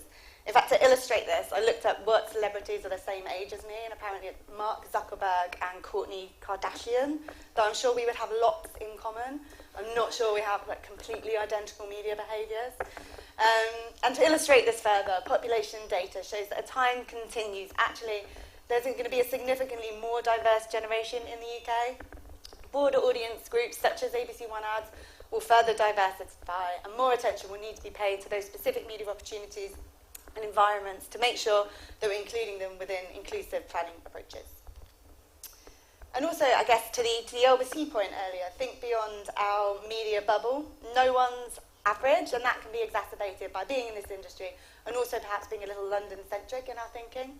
So, for example, here, this is also from Touchpoint, which showing the regional disparity within live TV viewing. And as you can see, London is watching significantly less than the daily average. And then there's another example about this. I don't know about you guys, but Succession was absolutely massive in my little echo chamber. Everyone at work was talking about it, everyone watched it, biggest show of the year, no doubt. Got served endless news articles about it, read more about Jeremy Strong's acting process than I would possibly want to imagine. But when you start to compare, and this is obviously just based on live linear data, it doesn't even scratch the surface in terms of the viewing figures for more mainstream shows. So it's important to operate from that really unbiased audience-first perspective. But broad brushstrokes and indeed data can sometimes hide complexity. For example, gaming is an emerging growth area in terms of commercial media opportunity. And even when you start to scratch the surface of the data in gaming, it varies really dramatically across platform. So this is Touchpoint's data showing the age distribution across different gaming devices and how it varies really dramatically. But if you just looked at the average top line level of age, that's fairly similar. So really think clearly about what the right opportunity is for your clients, where they should authentically play and connect with the right audiences for their particular brand. And bring together different data points will start to allow you to paint a more complete picture and start to navigate that complexity. Often triangulating data allows you to create better insight, and into your audience behaviours and make data-informed decisions. So in this example of social media behaviours across YouGov, TGI and Touchpoints, it isn't just reach or index or time spent, it's all of them all at once. And that will allow you to start to make, prioritise perhaps investment decisions or identify potential opportunities that you can start to test and learn. So there's always going to be a new hot topic that comes along. And again, a theme I think we've talked about before. I guess in terms of mindset, I would recommend be ready to adapt, be open-minded, but also be really questioning of the new in terms of how and where it can really add value to your planning approaches. So for example, attention is obviously a hot topic at the moment, and attention in general isn't a new concept to media. But clearly the increased sophistication in terms of measurement, tech, and the application of data is new. And what's great and really interesting is it starts to give us a language and a data point to go beyond metrics such as reach and start to account for that nuance within channel that we already know is there. And I think this goes to Jenny's point to start with around kind of care and attention to detail. It's important to walk the walk and sweat the details. And what I really mean by this is experience your client's business as a consumer. So download the app, pop to the shop, go to the website. It will give you a much better understanding of their business, the challenges they face. And in a similar vein, obviously I've used GPT as a device to structure this presentation, so that's a good example. But experience new and emerging platforms as a consumer too, because that really will give you an edge and understanding. And then finally, sweat the details. So we all know a plan is made up of those kind of clever line-by-line details. So really look for those smart, clever, tactical ways that you can elevate your planning. And surround yourself with smart people. So an example of smart people that I work with is my very smart colleague, Lizette, who's just finished her IPA Excellence Diploma in Brands, with an essay responding to kind of the information that Simon laid out there, that now we're facing challenges with building broad audience, high-reach campaigns. With the exception of out-of-home, no single creator channel can reach 90% of all adults per week. So in her essay, she writes around how small brands can prioritise budgets to pursue fragmented frame within communities. So if you can, orchestrate a team with different experiences, perspectives, and skill sets, so you can really lean in and learn from those really smart people that are around you. And some findings from a recent APG study, and they reported what skills strategists and planners think will be the most important in the future. So what emerges at the top are kind of quite core human skills in terms of understanding people, defining problems, making persuasive arguments, but also the APG identified that perhaps there was a lack of prioritisation in terms of data, tech and business skills to ensure that we're fit for the future. But I think the takeaway message is let's not forget that those core skills of empathy, understanding and communication mean that we won't be replaced by AI and ChatGPT just yet. So to summarise, build on the basics and embrace continuous learning. Go beyond those default definitions. Think outside of our media bubble. Beware of broad brushstrokes that can hide complexity. Bring together different data points to navigate that complexity. Adapt, be open-minded but questioning of the new. Walk the walk and sweat the details. Surround yourself with smart people. And don't forget the core skills of empathy, understanding and communication. And finally, number 10, because you can't finish on 9, that would be weird. Thank you and good luck.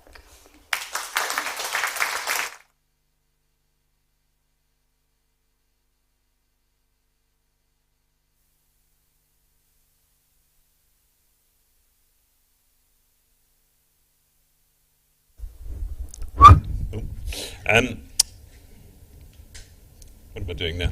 Sorry. Now we're coming on to a very exciting part there. Thank you to Tessa for that wonderful presentation.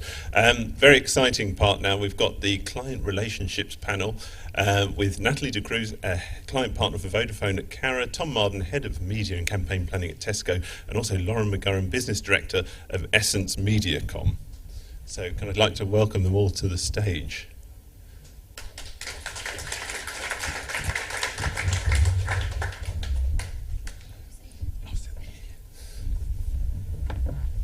Right, there we go. So firstly, thank you all for coming along today and doing this wonderful panel. I know people in the audience will be glad to see that I'm holding this microphone. I'm not going to be doing Guilty by Barbara Streisand like I did at the IPA summer party, but so we'll get straight into it. So one of the things that we wanted to ask each of you, and kind of in succession, is to say what is the most important elements of a successful client and agency relationship, and how has your experience kind of shaped the way in which you work together? And I'll start with you. Do you know what? I'm going to pass it to Tom. Go straight to Tom. Nice. So I would say for us, there's probably three fundamental principles. So first is honesty, maybe unsurprisingly. Second is transparency, and then if you get those two right, typically you build trust. So if I think of the three things which are really at the heart of our relationship with the Essence MediaCom team, it's those three things. Reason for that being, if you think of honesty, I think we've always been able to say how we truly feel about a plan, a campaign, an idea. And that's always meant we've never shied away from a difficult conversation. And because of that, we always get to better work. Second then on transparency is, and I'll come back to the experience point in a minute, but if you look at how we set the teams up, when we think of objectives, when we think what the business is focused on, we're super transparent with the Essence MediaCom team, so they know all of that, and then we both point ourselves at the same goal. So then there's no issue where we're not working on the same thing, we're not lined up correctly. And then if we get those two right, we build trust, as I said, and then I think that allows us to push a brand on, push a work on, because we know if we do see something which makes us a bit nervous or a bit risky, we know the guys will deliver on our behalf. So those are the three. If I think about experience, we've enjoyed quite a long relationship. So this is the 8th year we've been working together. And I think there's just certain milestones throughout those 8 years which have helped solidify that. So COVID, I think we're going to come and talk to, was probably a big one. That sort of changed the way we work. And then even if it's more like informal QBRs, check-ins, appraise sessions, service evaluation, all of that I think helps cement and reset our commitment to those three different principles. Shall I go back to you, Lauren? Yeah. I guess just to kind of build on that, I think we've kind of talked a lot today around being curious and kind of the growth mindset, and I think Essence MediaCom really do champion that. And I think those three behaviours that Tom's just touched on really are a great breeding ground for us as Essence MediaCom planners to kind of do the best and challenge you guys. I think one other example I'll probably put out from a kind of honesty point of view is we encourage the team as kind of team leaders, and our team leaders before us do encourage us to challenge one another. So every Tuesday, for example, we come together for an hour and a half and we kind of share our point of view, share what we've been working on, share things that have caught our eye in the industry. And it's a safe space for the team to really kind of pull, stretch. And it's not to poke holes in things, it's really a kind of about how can we work together to make sure we're delivering the best plans and rolling that out across the whole kind of marketing team. So just to add. Shall I pass over to you? Thank you. I think actually they're very similar principles to which we have in place on Vodafone. When we first started working with Vodafone, we set out to create this delineated agency-client relationship.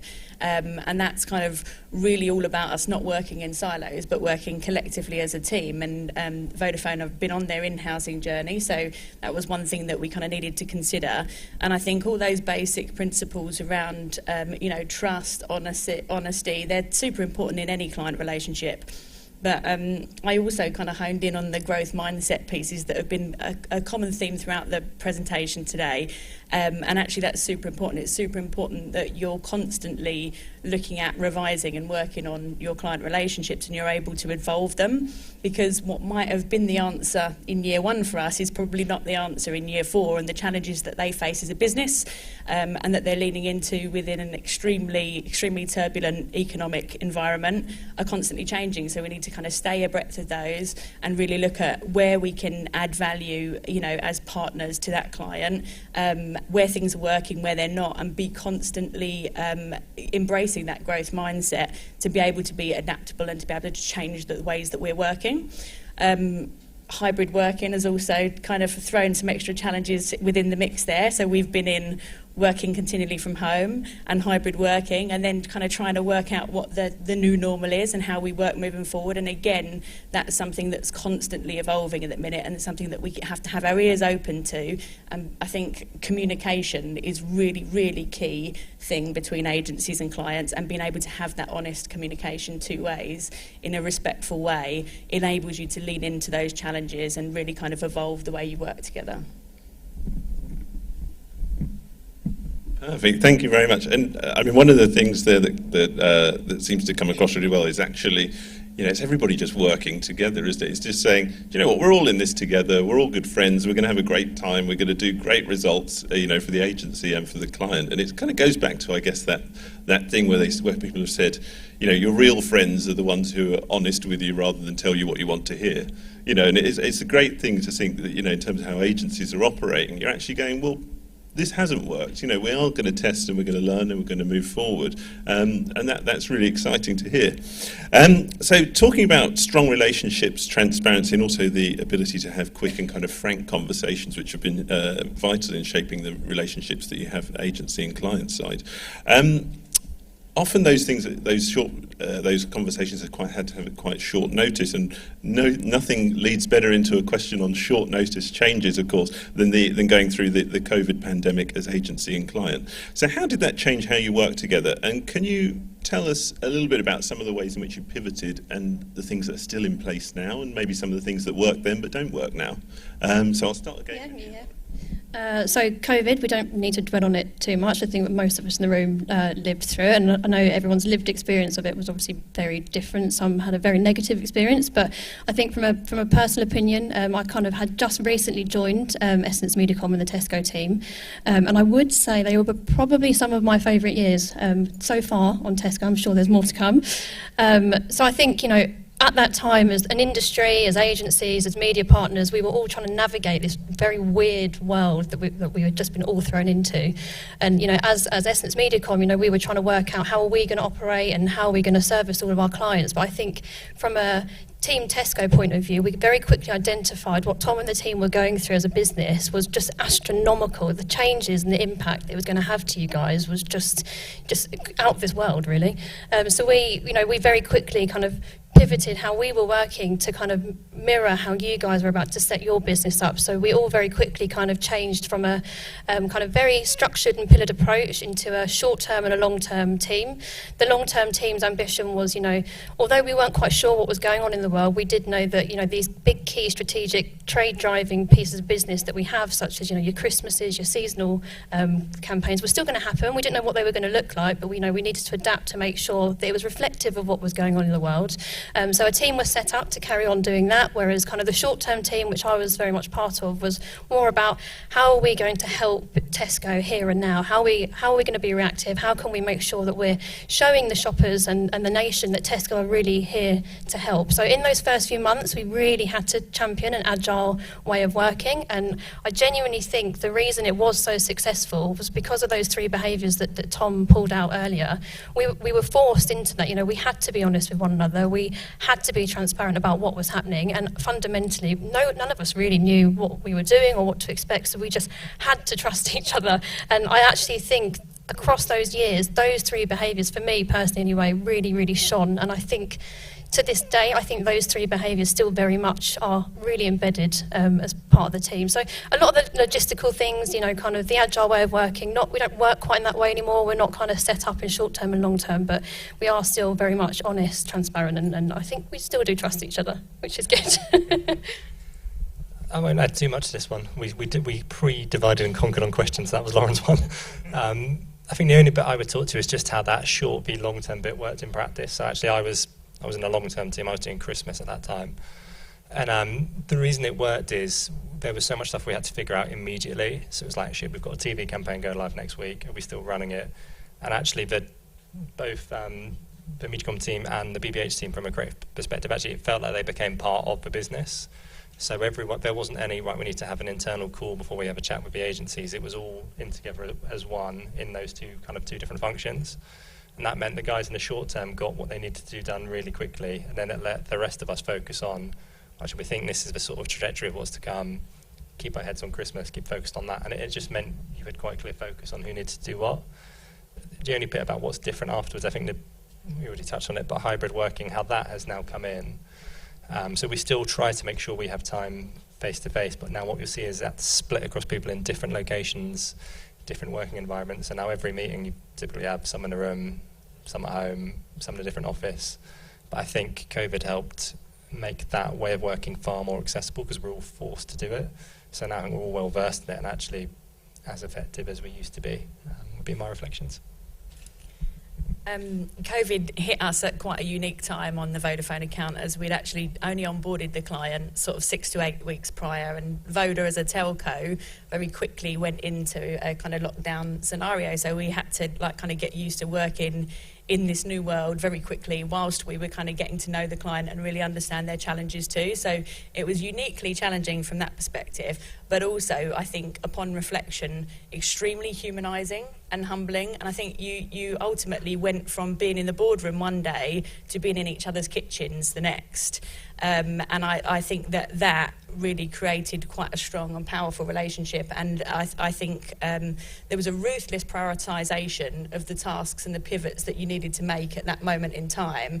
And we as a team kind of really gathered under this Friends meme of pivot, you know, pivoting the sofa up the stairs. And that's kind of how we saw humour in that, and like we're able to like kind of move on, because retail, you know, as you guys would be aware, is a very pacey environment anyway, without kind of adding to it kind of all those immediate changes that are happening in like radically changing consumer behaviour. And throughout that period, we established like a real kind of elevator pitch style of working, where if an opportunity presented itself, a short-term opportunity, we'd kind of gather around and get a really short, you know, and short and sweet story behind an opportunity that we wanted to exploit. And Voda would open the time in their diaries to enable us to like kind of really jump on that opportunity. And I have to say they embrace it with a real kind of yes and kind of nature. So they allow us to really kind of lean into those kind of moments. And that's something that we've maintained on the account now, and something that we still try and do is proactively and outside of our day-to-day briefs, really jump on these kind of like little ideas that we might have. Thank you very much to all of you. And it's interesting to hear about that kind of switch there, and some of the idea, because there was a focus in the industry press where everyone switched to short-termism. Now everybody's thinking about the next week, but actually to hear that there was actually a separation and a distinction between those short and long-term strategies that's still going on there was really, really interesting. Now this one I'll throw out a bit wider. It's a bit of a tough question, this one, but I know it's certainly one that I'm interested to hear the answer to, and I know the audience will be. So two big topics we do hear discussed quite a lot within the industry press are about the threat of in-housing, and also about like the idea of repitching. So what we want to do is just to ask what your thoughts are on these topics in relation to how agencies and clients are working together, and what your thoughts are. So who'd like to start with that one? Can I start Absolutely. on pitching? I think ultimately, if you are the agency that is repitching and that's kind of trying to retain your client, you should be starting on a front foot, right? If you have been investing in your relationship, and if you've been kind of embracing all the body language of like transparency, openness, communication, then you should be in a pretty good position to have a very good understanding of the context and the things that are affecting, you know, that client's business. So that should hopefully give you the ability to be able to see the brief within the brief that comes over for you for a pitch. So it's really important for you to be able to invest in that relationship as time goes along, so that any kind of move for a client is actually a risk. They feel like it's a risk. They feel like they could lose something by not working with you, rather than letting your relationships kind of be defined by the procurement numbers that get submitted, you know. So I think that's kind of my outtake on pitching. And then in terms of in-housing, this is a challenge that we face day to day on the account that I work on, because they do have a really strong in-housing program at Vodafone, and a very, very strong team. And the challenges that are facing that team are changing every day, and they're adapting every day. So again, it's one of these things where, like any good relationship, anybody who's been married for a long time will know, you have to kind of keep investing in that relationship and kind of working out what the new challenges are and how to adapt to them. And there's never a kind of fix-all solution. Like, how do we add value as an agency and kind of help those teams to be their best? And what challenges are they facing internally that we can support them on? So I can't talk too much to in-housing, but I can give a bit more detail on pitching. All I'd say on in-housing, I think if you look at how we've worked together, I wouldn't call it in-housing, but we've always had quite a flexible relationship. So when we first invested in a data management platform, the MediaCom team ran that and actually based themselves in our office like a couple of days a week. So it wasn't formally in-housing, but we've often experimented with different models and different working arrangements, and that was pre-COVID. But I think in general, our view is we try and see it as one team. Obviously, there are times when we flip into our different roles, but in general, we try and view it as one team. On repitching, so I don't know how many of you know it was in the press, but actually we managed to keep it relatively quiet until the end. We held an open review last summer, and actually I think we would all say, looking back, the relationship's gone from strength to strength as a result of that review, whereas sometimes I think the stigma is the opposite, that it can break down the relationship or leads to maybe resentment. But the reason I think it was a success is we actually tried to embody the Pitch Positive Pledge in how we designed that process. So I won't go into huge detail, but if you think about the three fundamentals of that, it's be positive as to why you're pitching in the first place, provide a run a positive process, and then provide a positive resolution. So we were quite clear, and actually the point you were making, it wasn't often, I think when you think of pitch, everyone goes, the procurement team, it's all about savings, investment. We were always quite clear, yes, that was important, but actually it was about bigger, more longer term strategic value. When we thought of the process, we tried to make it as concise as possible and had a very select group of agencies we spoke to, because we didn't want to have a big, almost beauty parade for the sake of it. We knew we wanted to approach, and we had quite a clear process, which we tried to minimise as possible. And then at the end of that, we tried to give feedback as quick as we could. And I think throughout, we were always open with what our intentions were. And even to be fair to the MediaCom guys, we always said, look, it's not out of dissatisfaction. There's no fundamental issue. It's just a point in time where we need to kind of lift our head up and check we're still working with the best in the market. And to be fair to Lauren and the team, throughout that, they didn't drop a ball. So even they themselves split them into like pitch team and day-to-day team. And the day-to-day level of service was brilliant, which again, you might think focus might shift, but it didn't. The guys were fantastic and didn't drop a ball, which credit to you and the team. So I think the Pitch Positive Pledge was super helpful for us as to how we did that, and I think it set us up in quite a good, even stronger foundation for where we go in the future. Hopefully Lauren agrees. Yes, I agree. No. I think just to add to that, as you mentioned, Tom, like Tesco was so honest with us throughout the whole process. I can remember when you guys kind of announced that you wanted to review, as you said, just because we'd worked together at that point for 6-7 years. It was a good time to review our business. Both our businesses had changed, and I think as a day-to-day team, we just really appreciated being in a room with you guys and you guys being honest and sharing that with us. So yeah, we're a big fan of the Pitch Positive Pledge at Essence MediaCom after our review. Perfect. So actually, I mean, it sounds like there, in terms of the idea of in-housing, it goes back to, as what Jenny was saying, and a number of people have mentioned throughout the morning. Actually, it's about, it's about getting a better understanding in terms of like the understanding the idea of the threat of in-housing. If you've got a team that's working within the organisation that understands all the processes, it's going to lead to a better overall relationship. And one of the important things, I think, is the reflection from both sides of going, actually, do you know what, they're much stronger at doing this. And actually, once you see, well, look at all the value that they're adding within that agency operation, you go, do you know what, we really couldn't do that in-house, and it wouldn't be efficient for us to do that completely in-house or the other as well. And the other thing as well, it was really nice to hear about that idea that a repitch doesn't necessarily need to be a negative thing. It doesn't mean a lack of trust or a lack of, but ultimately it keeps everyone on their toes. Are we delivering the best for this client? Are we the best place to deliver the best thing for this client, and equally from the client side? So that's really exciting to hear. And again, going to where I know Rhiann's mentioned and also Tessa mentioned about building strong relationships within the industry. You'll meet a lot of people that you'll meet again and again throughout the industry, and you'll work with some fantastic people. And knowing that those relationships there really enables those conversations to be much, much better between the agency and the client. So finally, we are running a little bit short of time. So unfortunately, we will have to the audience Q&A, which we were going to have today. We are just asking if you've got questions, if you can just pop those in an email, and they'll come straight through to our events team, and then they'll be able to field those to the relevant people. But I have got one final question before I do the final closing remarks. It's one of those things, and it's a bit of a cliche, but you have have to ask this question if you're on a panel. What are some of the great campaigns that you've worked on together? I mean, I've got some really personal favourites from both Vodafone and Tesco. And can you just tell us a bit about some of the ways in which having that really strong client and agency relationship helped make those campaigns what they were? So who should I go? Should I go straight to you? Yeah. I'll keep this quick if we're short of time, but I think one campaign I really feel has kind of reaped the benefits of our kind of long-standing partnership is probably the very well-established Food Love Stories. I'm sure most people in the room are aware. You're nodding. Was that your favourite? Hope it was.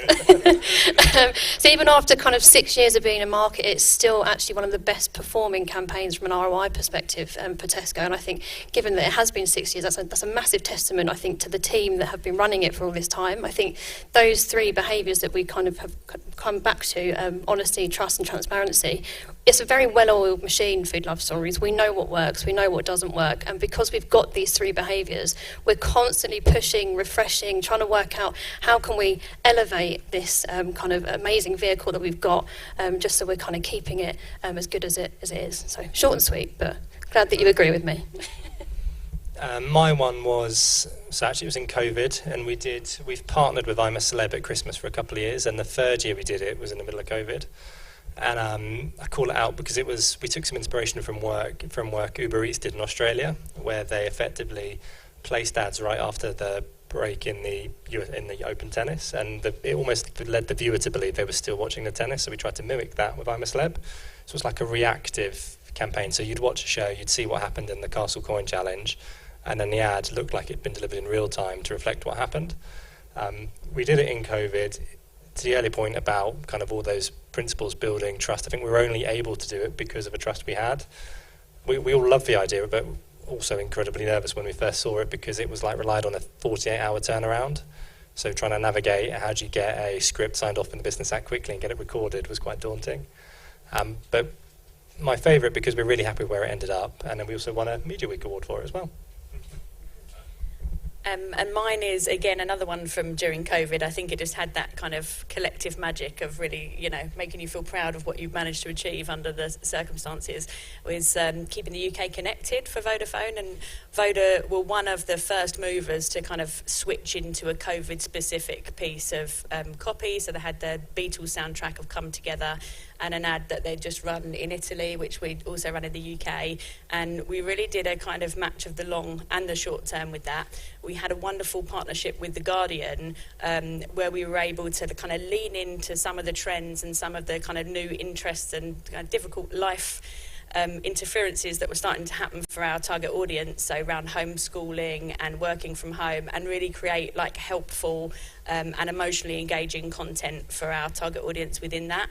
And I think also like the collective nature with it, how all of the agencies came together and how Vodafone took some real leaps of faith in making some of those decisions as well, really kind of made some magic happen.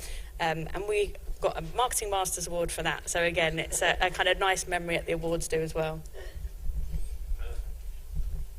Thank you so much. I mean, that's really nice to hear. I mean, how all that kind of innovation through the COVID period has really made everyone kind of stronger and more innovative as we come out of that now. So a massive thank you. I'm just going to say a quick thank you to our wonderful panel here. We had Natalie de Cruz from Cara, Tom Marden from Tesco, and Lauren McGurran from Essence Mediacom as well. So a big round of applause.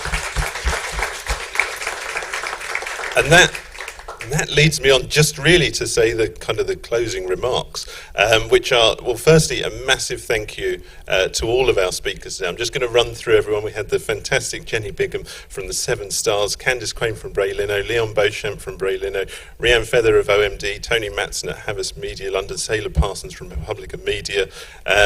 Then we had Emma Withington, MGOMD, Sarah Gale and Mark Hatwell from Global, Peter Buckley and Zara Chatou from Meta, Tessa Gassick from Hearts and Science, and then, as I said, the wonderful Natalie de Cruz, Tom Marden and Lauren McGurran on that panel there. And also, just a massive thank you to everyone for turning out today, whether you're in person. I know we sold out incredibly quickly, which we were like really surprised about. I said, there's something wrong with this CRM.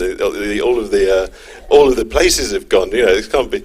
But so we're so grateful for you all who've made it in the room today, and for everyone who has been tuning in, whether you're at home, whether you're on holiday, you might be in the office or wherever you are. So a big thank you to all of you for doing that. If you are in the room today, there is the obligatory Touchpoints tea towel, which you will have just under your chair. That is 100% cotton, and some people say it's the best material I've got, but that is there for you to take away. If you are at home and you haven't got one of those, do just send us an email if you do want one of those, and I'm sure we can pop one in the post to you. We have got a few left. And the other thing to say, as Belinda mentioned, there is a feedback form, so let us know whatever you liked about the morning, if there were things that you would like to see, because we will have the next planning summit will be this time next year, so that'll be very, very exciting, and we hope to see you all there. Lastly, a massive thank you to all of the team here at the IPA, to Belinda and Rebecca, to Kirsty, Chloe and the events team, and also to James on the IT and the video guys who've made all of this possible. So big thank you all around, and thank you very much for coming.